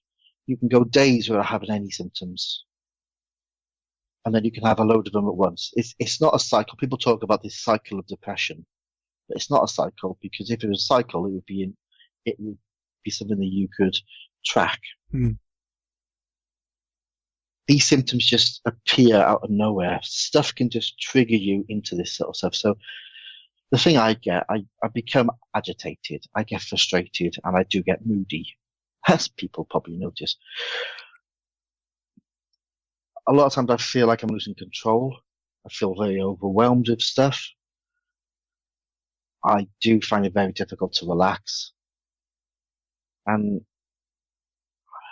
my mind is always racing. My mind's always, the little voices in the back of your head, that sort of thing, I've always got that. I'm always thinking about stuff. I can't just turn my mind off and sleep. I do have quite low self-esteem, oddly enough. Which means that... Join the club on that one. Yeah. Which means that if somebody gives me criticism that is backed up, then that's great, because I work in an environment where people do code reviews of stuff that I write, and I have the one-to-ones in work, which are, are talking about weaknesses and stuff, but they're always backed up with facts, and that's great. It's when somebody comes up and makes a comment and doesn't back it up, that really hits me, because I just can't go back and understand it. This can mean that sometimes I don't want to be around other people, and my energy levels are really low. And that's just the emotional stuff. Physically, aches and pains, I get rapid heartbeat quite a lot. My heart races. I get insomnia. I constantly worry. I do get forgetfulness, and I am quite disorganized at times, as the wife will tell you. The wife only tells me to do 2 things at once, because if she tells me to do 3 things at once, I forget the third. So there's that, and then there's the classic one of panic attacks and anxiety attacks, which you probably heard the word panic attack bandied around. You're probably not sure what they are, so this is what they are to me. I'm quite good at controlling anxiety attacks, so I only ever get anxiety attacks during the day. I only get panic attacks at night. Anxiety attacks and panic attacks are both basically the same thing, but a panic attack is more symptoms involved. So, for example, a panic attack, I get them at night, and I'll wake up, bolt upright. My heart would be pounding, I'll be sweating, trembling a little bit, breath is very short. But the worst thing is the fact that it's like my subconscious is in a glass box behind my eyes. So I'm looking out of my eyes, but I can't control my body. So I'm just not attached to myself. And it's not like one of those things where people say that, when they had a near-death experience and they floated up above their body and looked down. It's not that. I'm looking at my eyes, but I can't control myself. Yeah. And there's 2 ways it's going to go. I'm either going to get completely panicked and go off and smack myself into a wall, or fall into a corner and cry my eyes out, or I try to control it. And the only way I can get out of this is by trying to control it. And the way that I do it is by controlling my breathing. And then very slowly I come back out of it. There's also a noise, which I can't say it's a loud noise, because it's not. It's a very soft and deep noise. I once described it as, imagine being in a room, a large, low-roofed room with 1,000 people, all of which are whispering in languages that you can't understand. So is it almost like a white noise sort of thing? No, it's not like white noise. There's substance to it. Yeah. So even though I can't understand the words, it's like I say, it's very overwhelming. But it's quiet but overwhelming, and it feels like it just washes over you and it controls you. It's very, very odd. And these panic attacks, they last about 10 minutes, but it feels like an hour once you're having one. An anxiety attack is similar, but not many symptoms. Right. Like I say, I get those creeping up on me during the day, but I know when they're going to happen, and I can control them because I just go off on my own, get away from the PC, go somewhere quiet, and just control my breathing. So that's sort of what I go through. Cool. And it's not on a day-to-day basis. Some days are worse than others, some minutes are worse than others. But it's there. It's always there. And I take medication for it, which helps. And there's also, but we'll come on to things that can help in a bit. But so that's me. Mm-hmm. How about you, Mr. Shuck? Well, me. Right, okay. Right.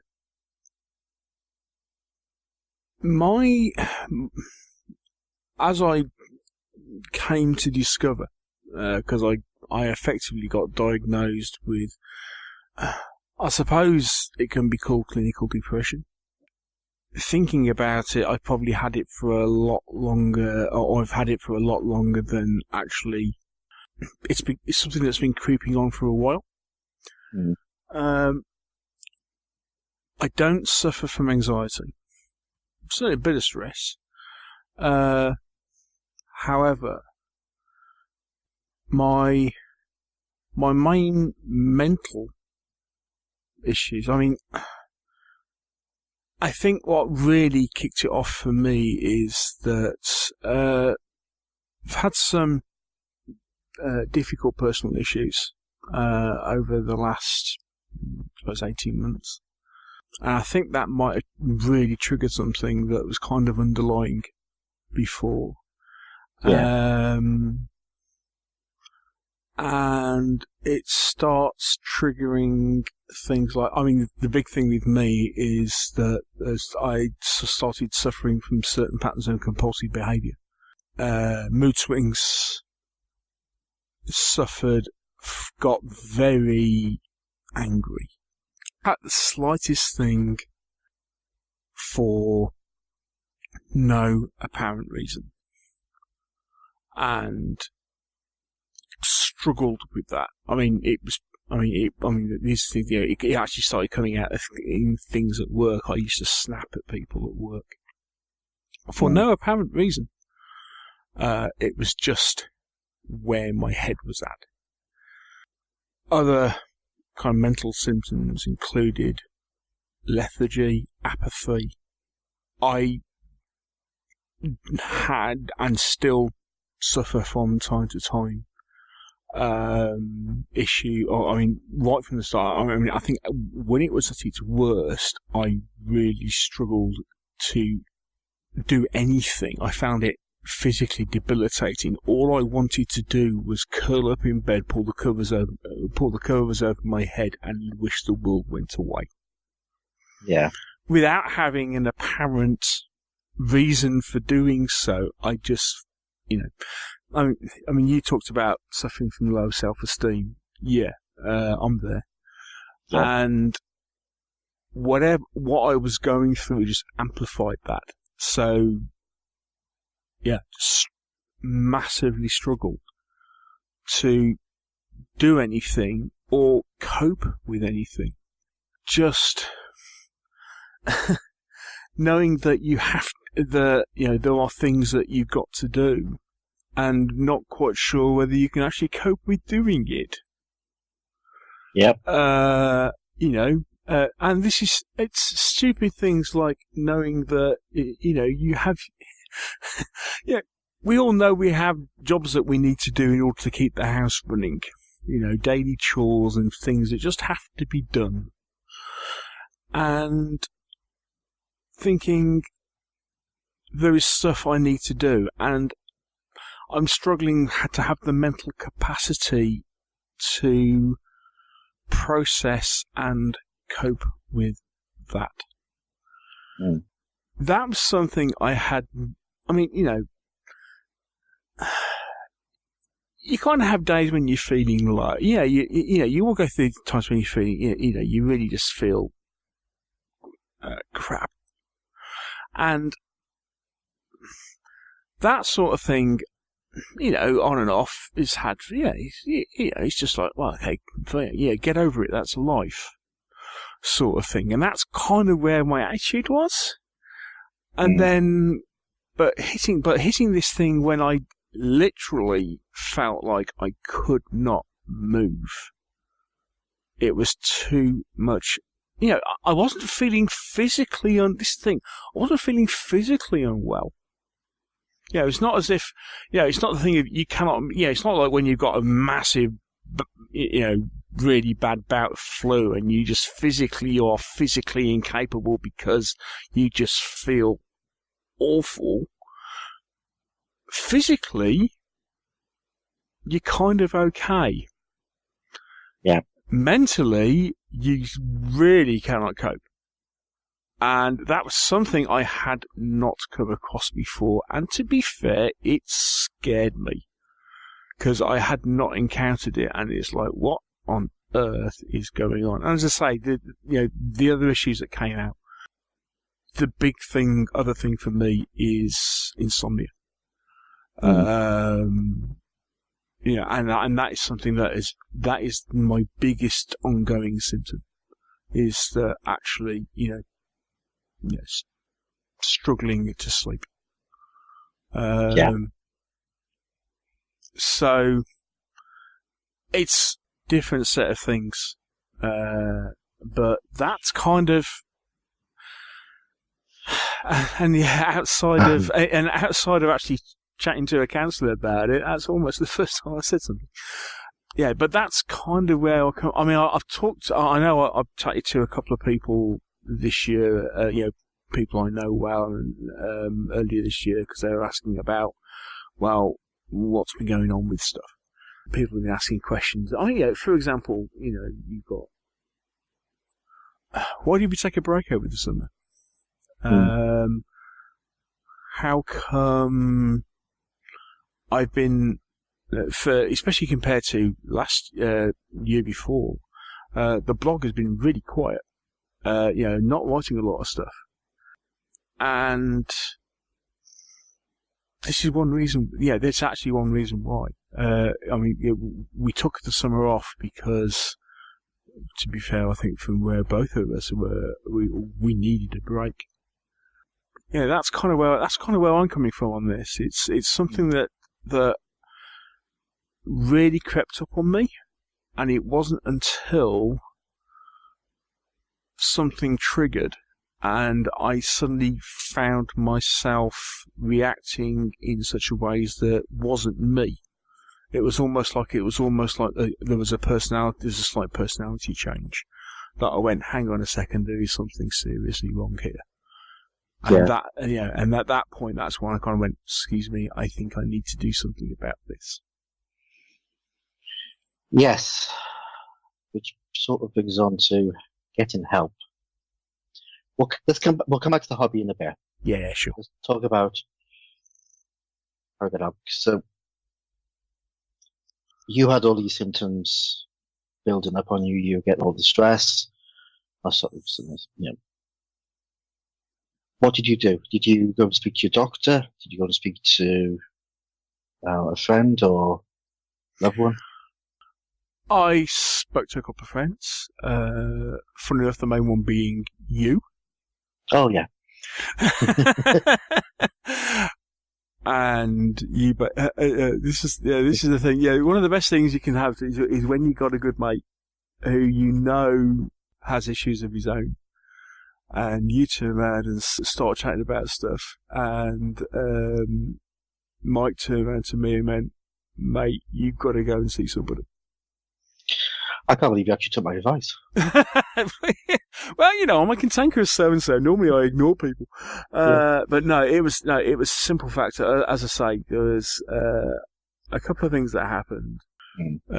So yeah, I went to my doctors. I just made an appointment to see a GP. And, well, and started off because of the way our doctors work. I initially started talking with the practice nurse, and very quickly in the conversation, she turned around and went, "I think you need to see our mental health practitioner." Our doctors has a specialist mental health nurse within the practice. Oh, that's excellent.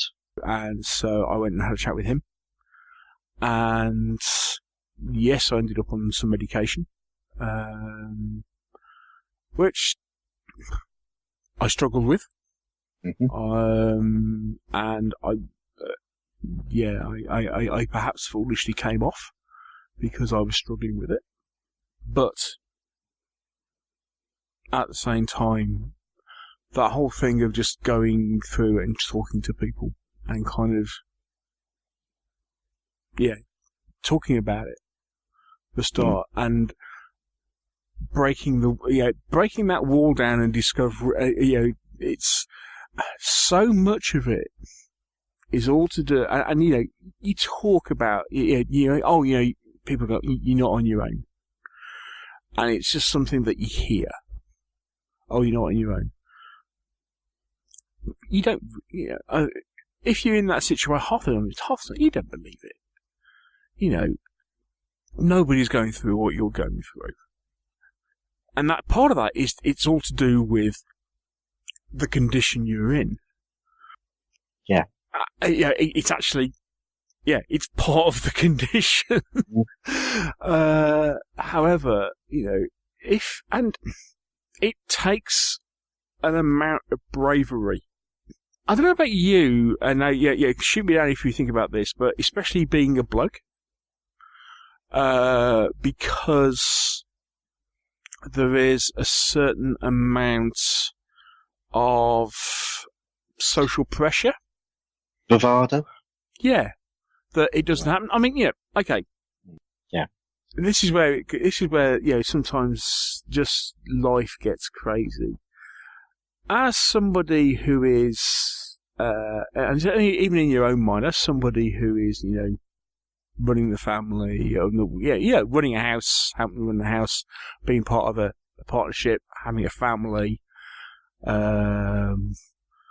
with the associated responsibilities. It's not easy turning around and saying, actually, this is something I am struggling to cope with, because that's not meant to happen. It's meant, it's not meant to be like this. And therefore, this is just, it hit me. Yeah. So I found it really hard to talk about it initially. Also, stupidly enough, age. You are, from an age, you are, being in my 50s, mental health was never something that was talked about. No.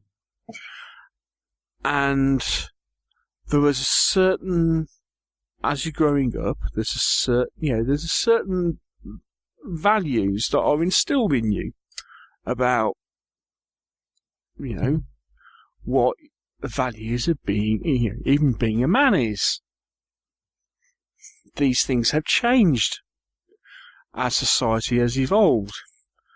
They are now, in some ways, deemed to be very old-fashioned. But it's like, actually, bloke. I am from that school where it's like, you don't talk about this sort of stuff. You just don't talk about this sort of stuff. You just get on with it because this is your lot. You just get on with it. Yeah. And to be fair, to be blunt, that's the biggest load of shit. My God, he's full. And I'm not bleeping that. I'm sorry, that's crap. But it's and it's baggage that is, I think, especially people of a certain generation carry with them as standard, because it's an expectation we grew up with, and just breaking that and say, for goodness sake, it's not a crime. Talk about it. Yeah. Yeah, so if you listen to this and you've got some symptoms, or maybe you know somebody who's got some symptoms, or somebody you're worried about, talk to them. or if it's you, talk to somebody. Mm. And it's hard, as Neil has just beautifully put. Me opening up and talking about it was the hardest thing I ever did. And I went to the doctor like Neil. I actually got sent home from work one day. And told to take the rest of the week off and speak to a doctor. And I did. And the doctor explained what was going on. Then we take some time off. I took some time off. Didn't really help. Went back. Arranged some counselling. Eventually we started talking about medication.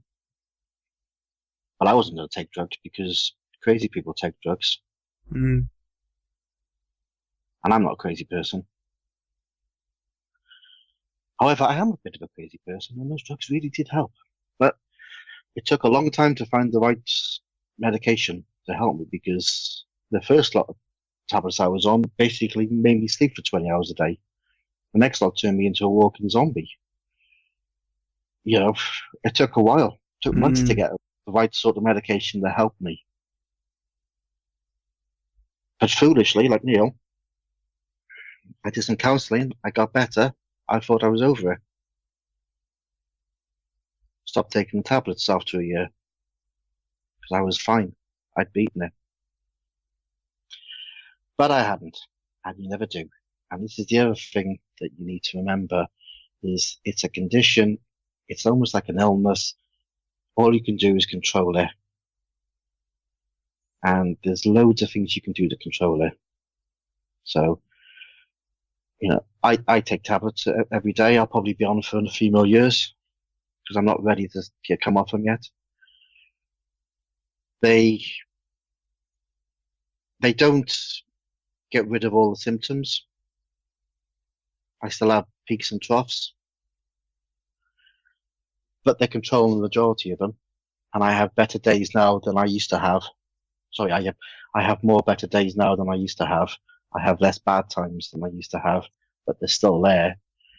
I could probably up my medication quite a lot and I wouldn't have any symptoms, but then I'd be forced into coming off a higher dose of drugs. For me, I just want to function. I can handle the fact I have bad days. And I know sooner or later I will come off those drugs. Because there's other things I do. You know, counselling. I've done counselling. Neil, you've done counselling. Yeah. The counsellors that you meet, some of them are brilliant, some of them don't quite work with you. You know, but I had a very good counsellor who got me. He got me straight away. He worked out what sort of person I was, and he told me, well, on our first meeting, he went, "You want to know what's going on?" And I went, "Yeah." He went, "Okay." And he explained it. He explained about this thing called the amygdala that's in your brainstem. That when you get overwhelmed, it just fires all the time. And he said, "It's that." And he said, "And this is what you need to do." And he gave me some breathing exercises, which I would have scoffed at years ago. I do, in work, I do guided meditation once a week.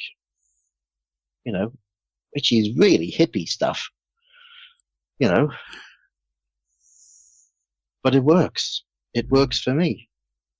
There's books you can read, there's things you can do, there's tablets you can take, there's people who can help you. But the only way that you're going to get that help is by standing up and talking to somebody.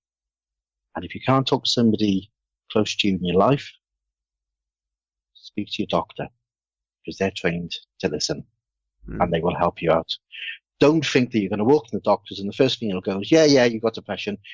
Go and take these tablets for the next 2 years. Doesn't work like that.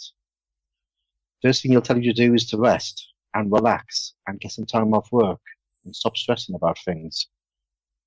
He'll address the things that cause you stress and give you ways out of fixing those. If it's monetary issues, he'll probably put you in touch with somebody to help with your finances. If it's to do with your personal life, he'll put you in touch with somebody who can help you with that. They're trained to do it and they will help. So don't be on your own.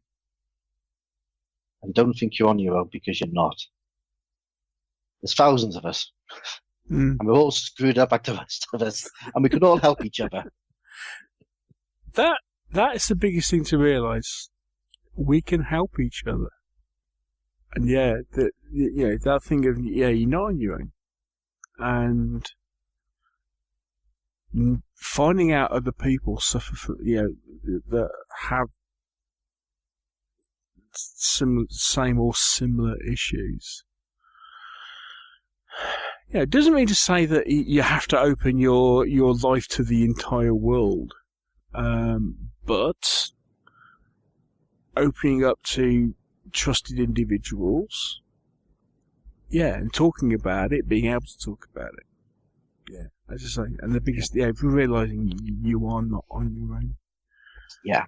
And say similar thing with me, but biggest thing that helps me is guided meditation, relaxation, to fall asleep, because it's relaxing. It is doing stuff, realizing finding your triggers, what they are, and finding what your coping mechanisms are. Yeah. Which will then allow you to function. Bringing that, having talked about that for 35, 40 minutes.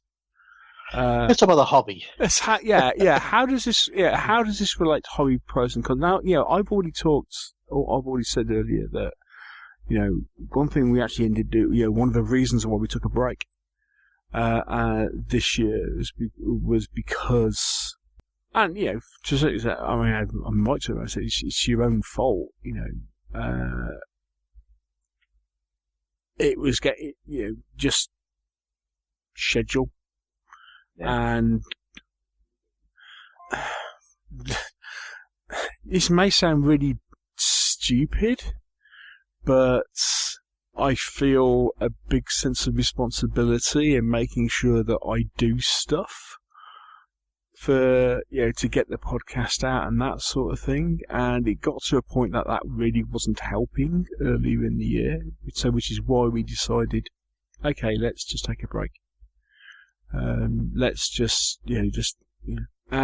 because I'll be open at the start of this year. I didn't know what we would do. I was at the point where I was ready to knock everything on the head and call it a day. And it was all getting too much. And I had a good chat with both Mike Confessional about it, but especially with Mr. Hobbs. And we kind of went, okay, and again, even okay, let's work on it. Let's try to do things differently. And there was a point where, again, I turned around and said, and thought in the back of my mind, 250 is a nice place to stop. It's a nice round number. So that was what was going through my head earlier this year. At the same time, it was also one of the reasons why I stopped writing my column for Miniature War Games.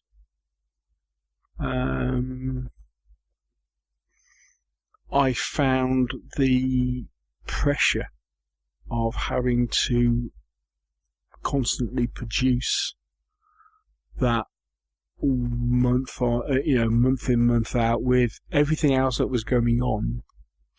It was just too much. Now, part of that, again, people would turn around and say, I have a bit of a personality flaw in that there were times I struggled to say no to people.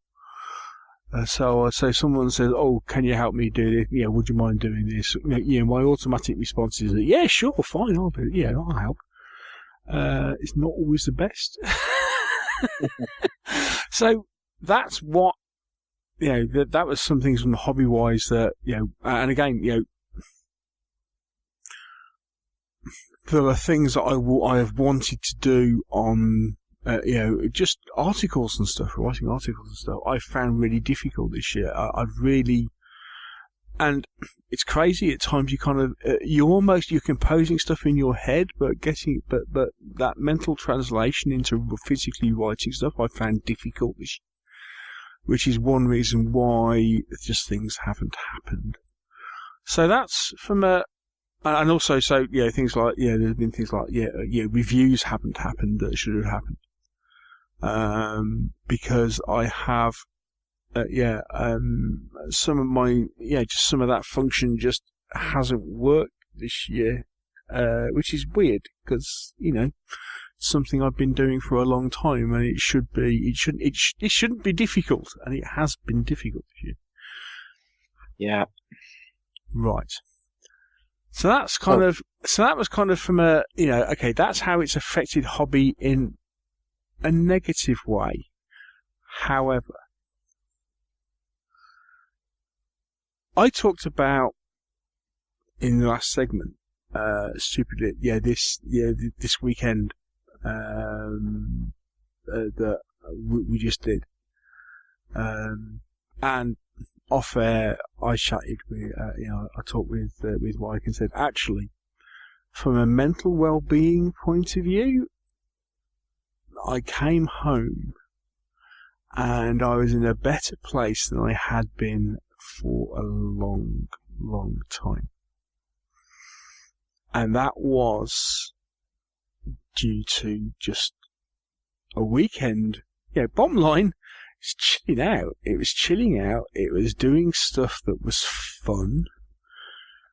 Okay, it was challenging as well because of, what we were doing. It was creative. Yeah. But, it was almost alien to what I would normally do on a weekend. But so helped. It was brilliant. Really, as I say, I came out of this weekend feeling the best I had for a long time. Good. The other thing I found, and this is something that people say, this year I have played a lot of games. I have played a lot, and actually that's been something I have been doing on purpose. Because I have found that one of the biggest ways I relax is playing games. So having the opportunity to play 2 or 3 times a week, and sometimes even more than that, but 2 or 3 times a week, that has kept, I'll go as far to say that's kept me sane this year. And for the last, for the last 18 months or so, that has really helped keep me sane because that, I immerse myself in something that is not, is outside of my usual experience. I relax and have fun. And for me, and my particular, where I am, that is the biggest thing. That is the number one thing is, it's that mental gear change. And that, more than anything else, I think this year has really helped me to cope with where I found myself. Yeah. For me, the hobby, it's a bit of a double-edged sword, the hobby, actually. Painting is my escape. Yeah. I paint every day. even if it's only 10 minutes, I'll be doing something at the paint desk. And that's because it's something I can do without thinking. And I can just sit down, stick a podcast on or an audiobook, and just paint. Because I know what I'm doing, and I can go hours just sat there over the paint desk doing stuff. And it just quietens down my head an awful lot. I like making terrain, but I don't do it very often, and I'm quite lazy when I'm making terrain. But yeah, painting is the main thing. Writing helps. I do a bit of writing now and again, not very well. I'm not very good on reading rules, but I do love planning armies, the planning thing of it. Yeah. Again, it's something else I can dive into thinking. It's quite odd. If I get a new set of rules, the first page I go to is how to put the army together. And I'll be planning the armies out, and I'll put a spreadsheet up, and I'll work out what figures I need, and I'll work out what bases I need, and I'll probably chuck in a small order just to get a few figures in to try it out, and I'll paint them and stuff like that. The rest of the time, I'm rubbish at reading rules. I'll skim through them, I'll watch a YouTube video, or try and get somebody to show me the rules, and then I'll go back and read them. The thing that does cause me problems in the hobby is playing games. Which is quite odd because it's what the hobby's all about. Right. I can only sit down and play a game with somebody I know. I can do a multiplayer game with people I don't know as long as there's one person there who I know and I've played a game with before. I can't go and just... I couldn't go to a tournament and play a bunch of games against people I don't know. I just couldn't do it. It just... the anxiety and stress... because I find playing games kind of opens me up quite a lot. And I can't be that open with somebody I don't know. So this is why whenever there's tournaments, people say, oh, come along to the tournament. No, that to me is hell. Walking into a room with people I don't know and playing a game is hell. Yeah. Other than role-playing, oddly enough.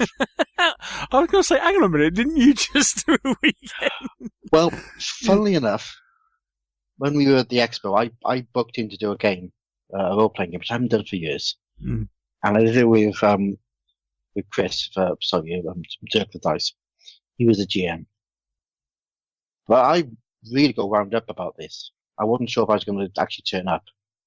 But I walked in, sort of sat down, very nervous. Chris started speaking. I knew the voice because I listened to his podcast. And that helped. But the main thing that helped was we were given characters. It's like, go and play this character. And that hiding behind a character, you will find in a few minutes, is something that I've done for an awful long time. So role-playing is fun because you play a character. It's not me out there. Which brings us to, yeah, it's, like I say, I don't like playing games against other people. I'm fine umpiring or demoing games, which I do an awful lot. Because I guess that when I'm demoing or judging or stuff like that, I'm kind of in charge of the game, so I can control the situation a bit more. Yeah. And I know that I have to get information over to people in a very short period of time to get them to play the game and enjoy it. And again, I kind of built up this little character, which is sort of me times 10, the happy, jolly, fun Mike. And it's that happy, jolly, fun Mike who's now got a name. He's called the Welsh Wizard, apparently. And that's how I do this podcast. I hide behind a personality that's not me. And this is the first time I've actually been on the podcast as me.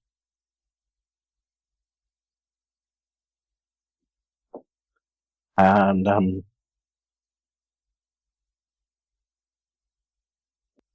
so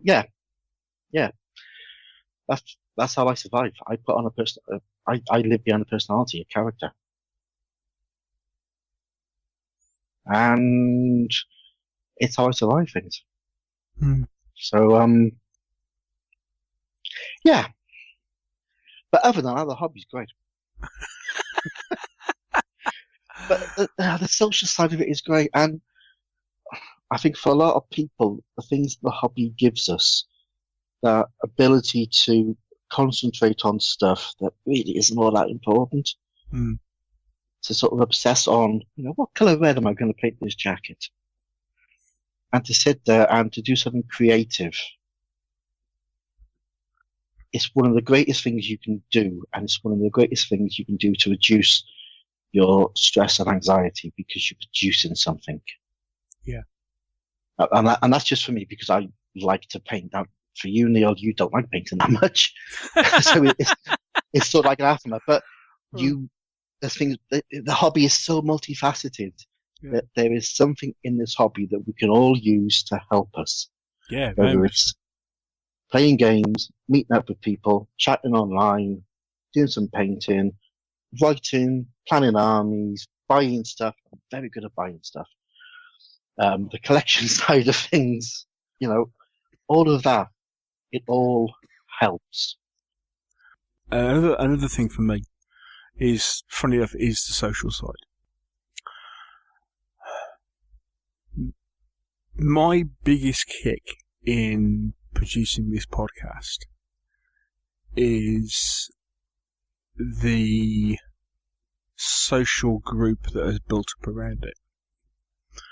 I think we have been very lucky in being able to open up and get in touch with and meet a lot of brilliant people. Some of whom we are hoping to bring to the fore in the change of format. But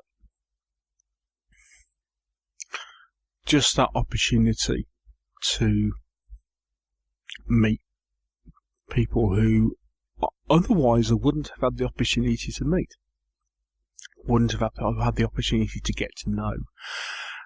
On whatever level, the fact that so many people feel that they feel comfortable enough, and actually I feel comfortable enough in them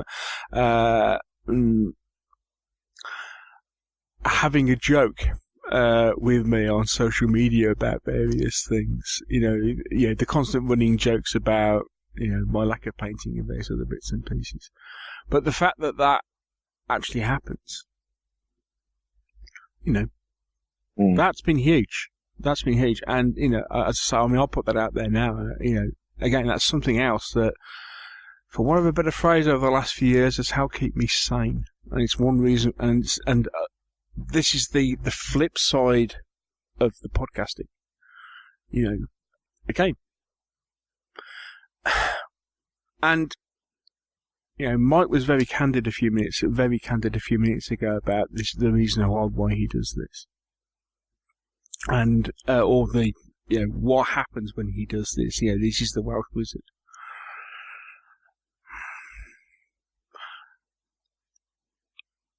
I am not good socially outside of a particular comfort zone. I am the bloke who is always in the kitchen at parties. I will actively avoid being in situations where I talk with people, to the point where actually I generally avoid going to, in the point where, as a, just in basic socialization, I find it really difficult to, I find it immensely difficult meeting people I don't know. okay, that's just maybe a thing, but, and again, this is where the hobby comes in. I have found that in the hobby, I don't suffer from that. Which is unusual in the rest of my life. So that's, and so say for somebody who has this issue, producing a podcast every couple of weeks sounds like it's very weird. But again, maybe that's just part of a whole kind of greater social working out of my particular issue. I don't want to get heavy of this, but the bottom line is, what am I trying to been waffling on about the last 5 minutes? What am I trying to say? You guys keep me sane. You guys help keep me sane. And the listening, and more to the point, just the sheer opportunity to interact. Yeah. That I get with you who are listening to this helps me. And I want you to appreciate that in whatever way whatever way you have helped me still be around and be me and be here doing this. And that's why you're still listening to me doing this. Because of that. And So, yeah. So, in short, if you've got issues like this, or you know somebody who is suffering from issues of this, if it's you, talk to somebody. Get help. You're not on your own. If you know somebody who's going through it, cut them some slack. Be nice to them. Take them out for a drink. Ask if they're okay. And that's it.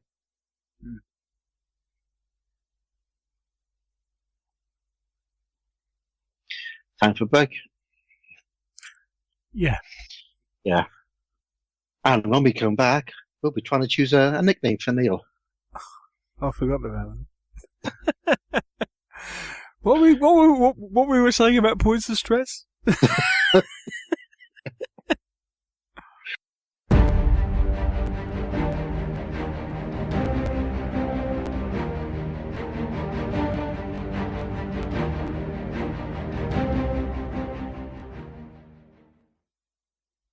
Hello, folks. We're back. That may have gone in a couple of directions we were originally intending. As with all of these, as with all of our conversations, we kind of have a bit of a plan, but we just talk and see where things go, and I think for both of us that ended up going places we weren't quite expecting. However, yeah, I hope you appreciate where we're coming from. The whole thing with this is that we're just trying to be open about where we are and where we've been and what we've been doing, and what some things that have happened, in the light to turn around and say, guys, if this is you, or this is anything like you, then there are things you can do, and you don't have to sit and suffer in silence. Yes. That's the main thing to take away from it. We've been there, and I hope you say just appreciate where we're coming from on that. Cool, and I hope it's been helpful. Now then, Mr. Hobbs. Yeah. Yeah. The Twitter sphere kind of exploded this afternoon. Now, you may remember a couple of weeks ago when I got hauled over the coals because I'd been using, I had been using the name the Brummy Dwarf to kind of actually compete with the Welsh Wizard. Truth be told, because I was feeling like that I needed to come up with something to compete with the Welsh Wizard, which you learn something new every day, shall we say? Anyway, and I was called out that you can't call yourself your own nickname. It's something that has to be given to you. Hence, what subsequently happened, Mr. Hobbs? So we've had a few replies with suggestions of names for you. So I'm just going to run through them all now, and then we'll decide if we like them. If not, we'll go on another week or so. So we've got from John Haynes, Meeples McMiniface.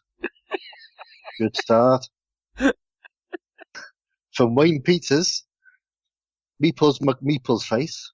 Sorry, Wayne, you're sort of following John's one there. Today, from Annie of Bad Squiddo, we have the Wallet Punisher. Yeah, that's kind of, yeah. Yes.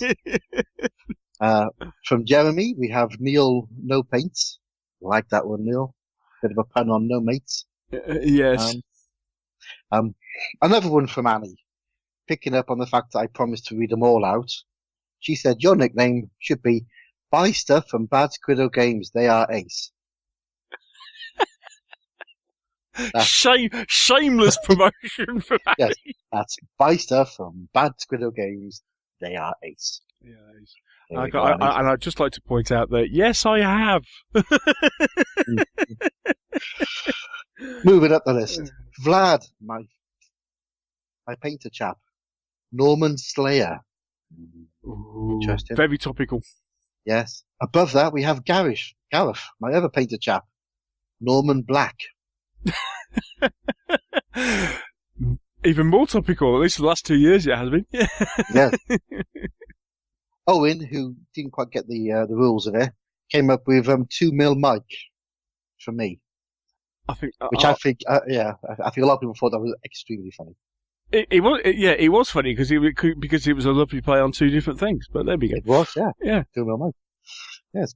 Ludo, hello Ludo, came up with the snappily titled "He Who Watches Paint Dry in a Pot in a Non-GW Pot at That," which he said might be a little smidge too long. Yeah, it doesn't quite roll off the tongue. Yeah, no. It's just a little clunky. Yep. Yeah. Derek came up with the Gaming Shopaholic, and then couldn't decide which one of us that was for. To which somebody else responded in kind of, hang on a second, doesn't that put my other mate Dave out of a job? Yes. Yes. Yeah, you're right about that one. Yeah. Mm-hmm. And then came back with an absolute stormer of the Shuck attack gun. They play on the Shuck attack gun from GW. That was awesome. Yeah. Yes. What else have we got? Oh, hang on, my Twitter's just gone absolutely mental.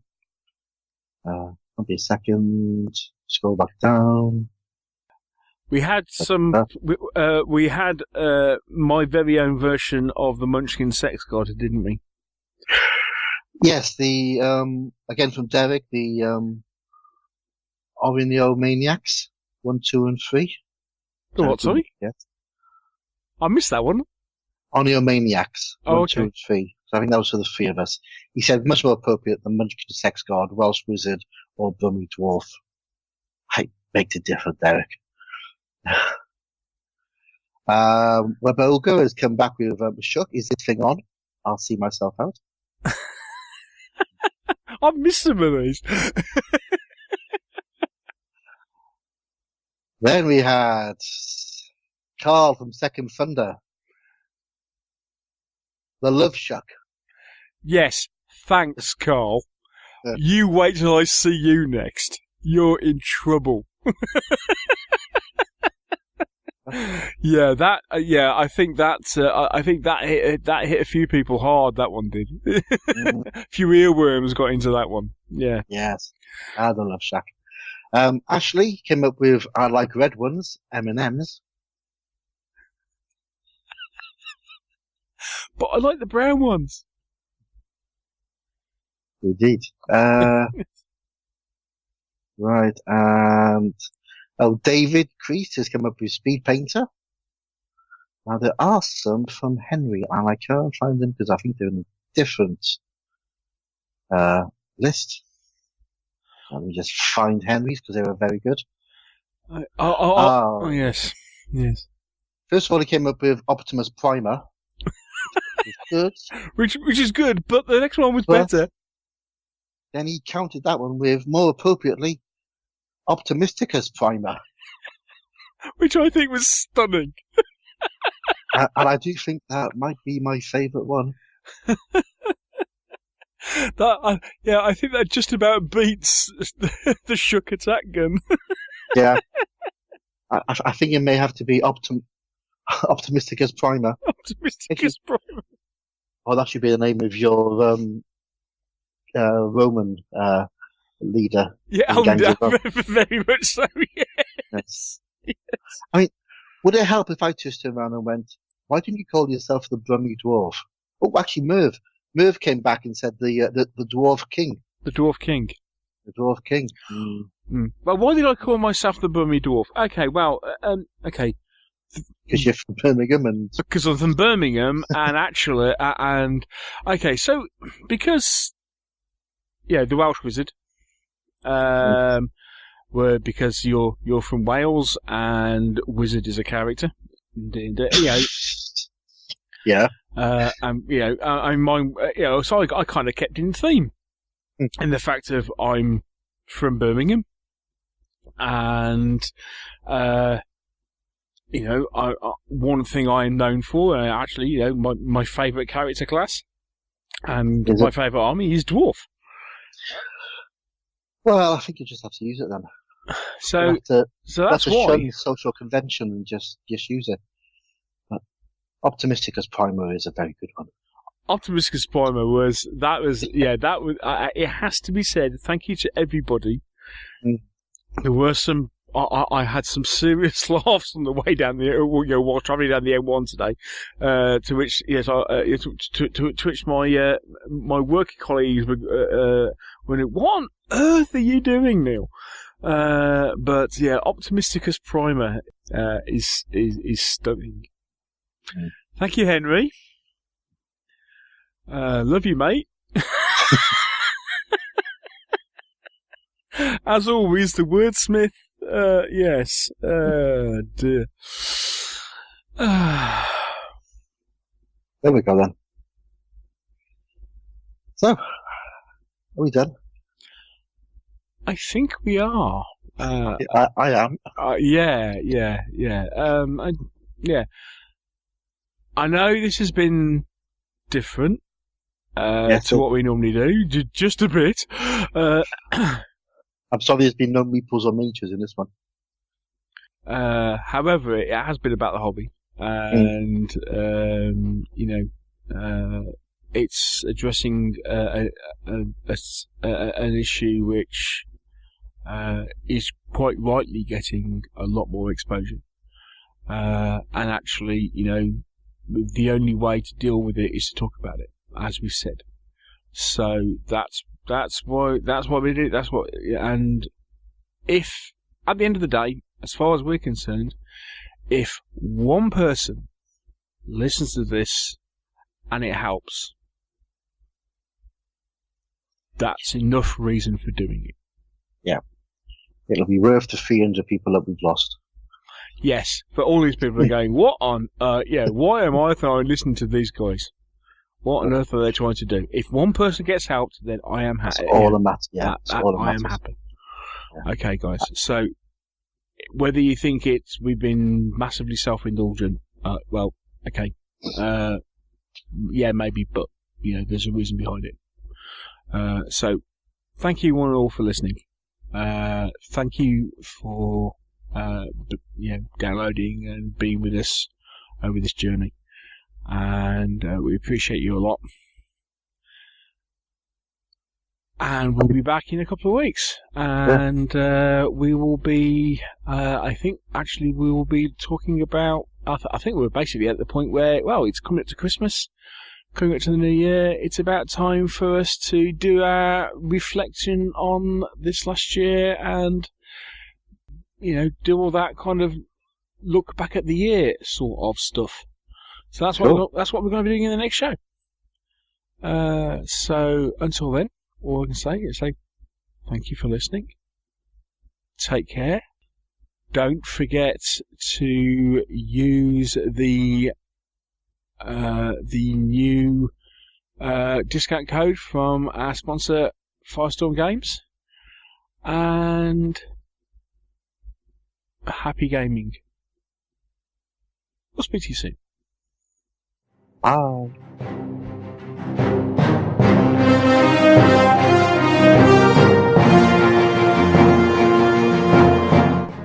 Thank you for listening to the Meeples and Miniatures podcast.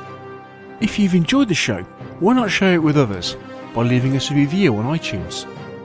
And if you have any comments or questions, you can always email the show.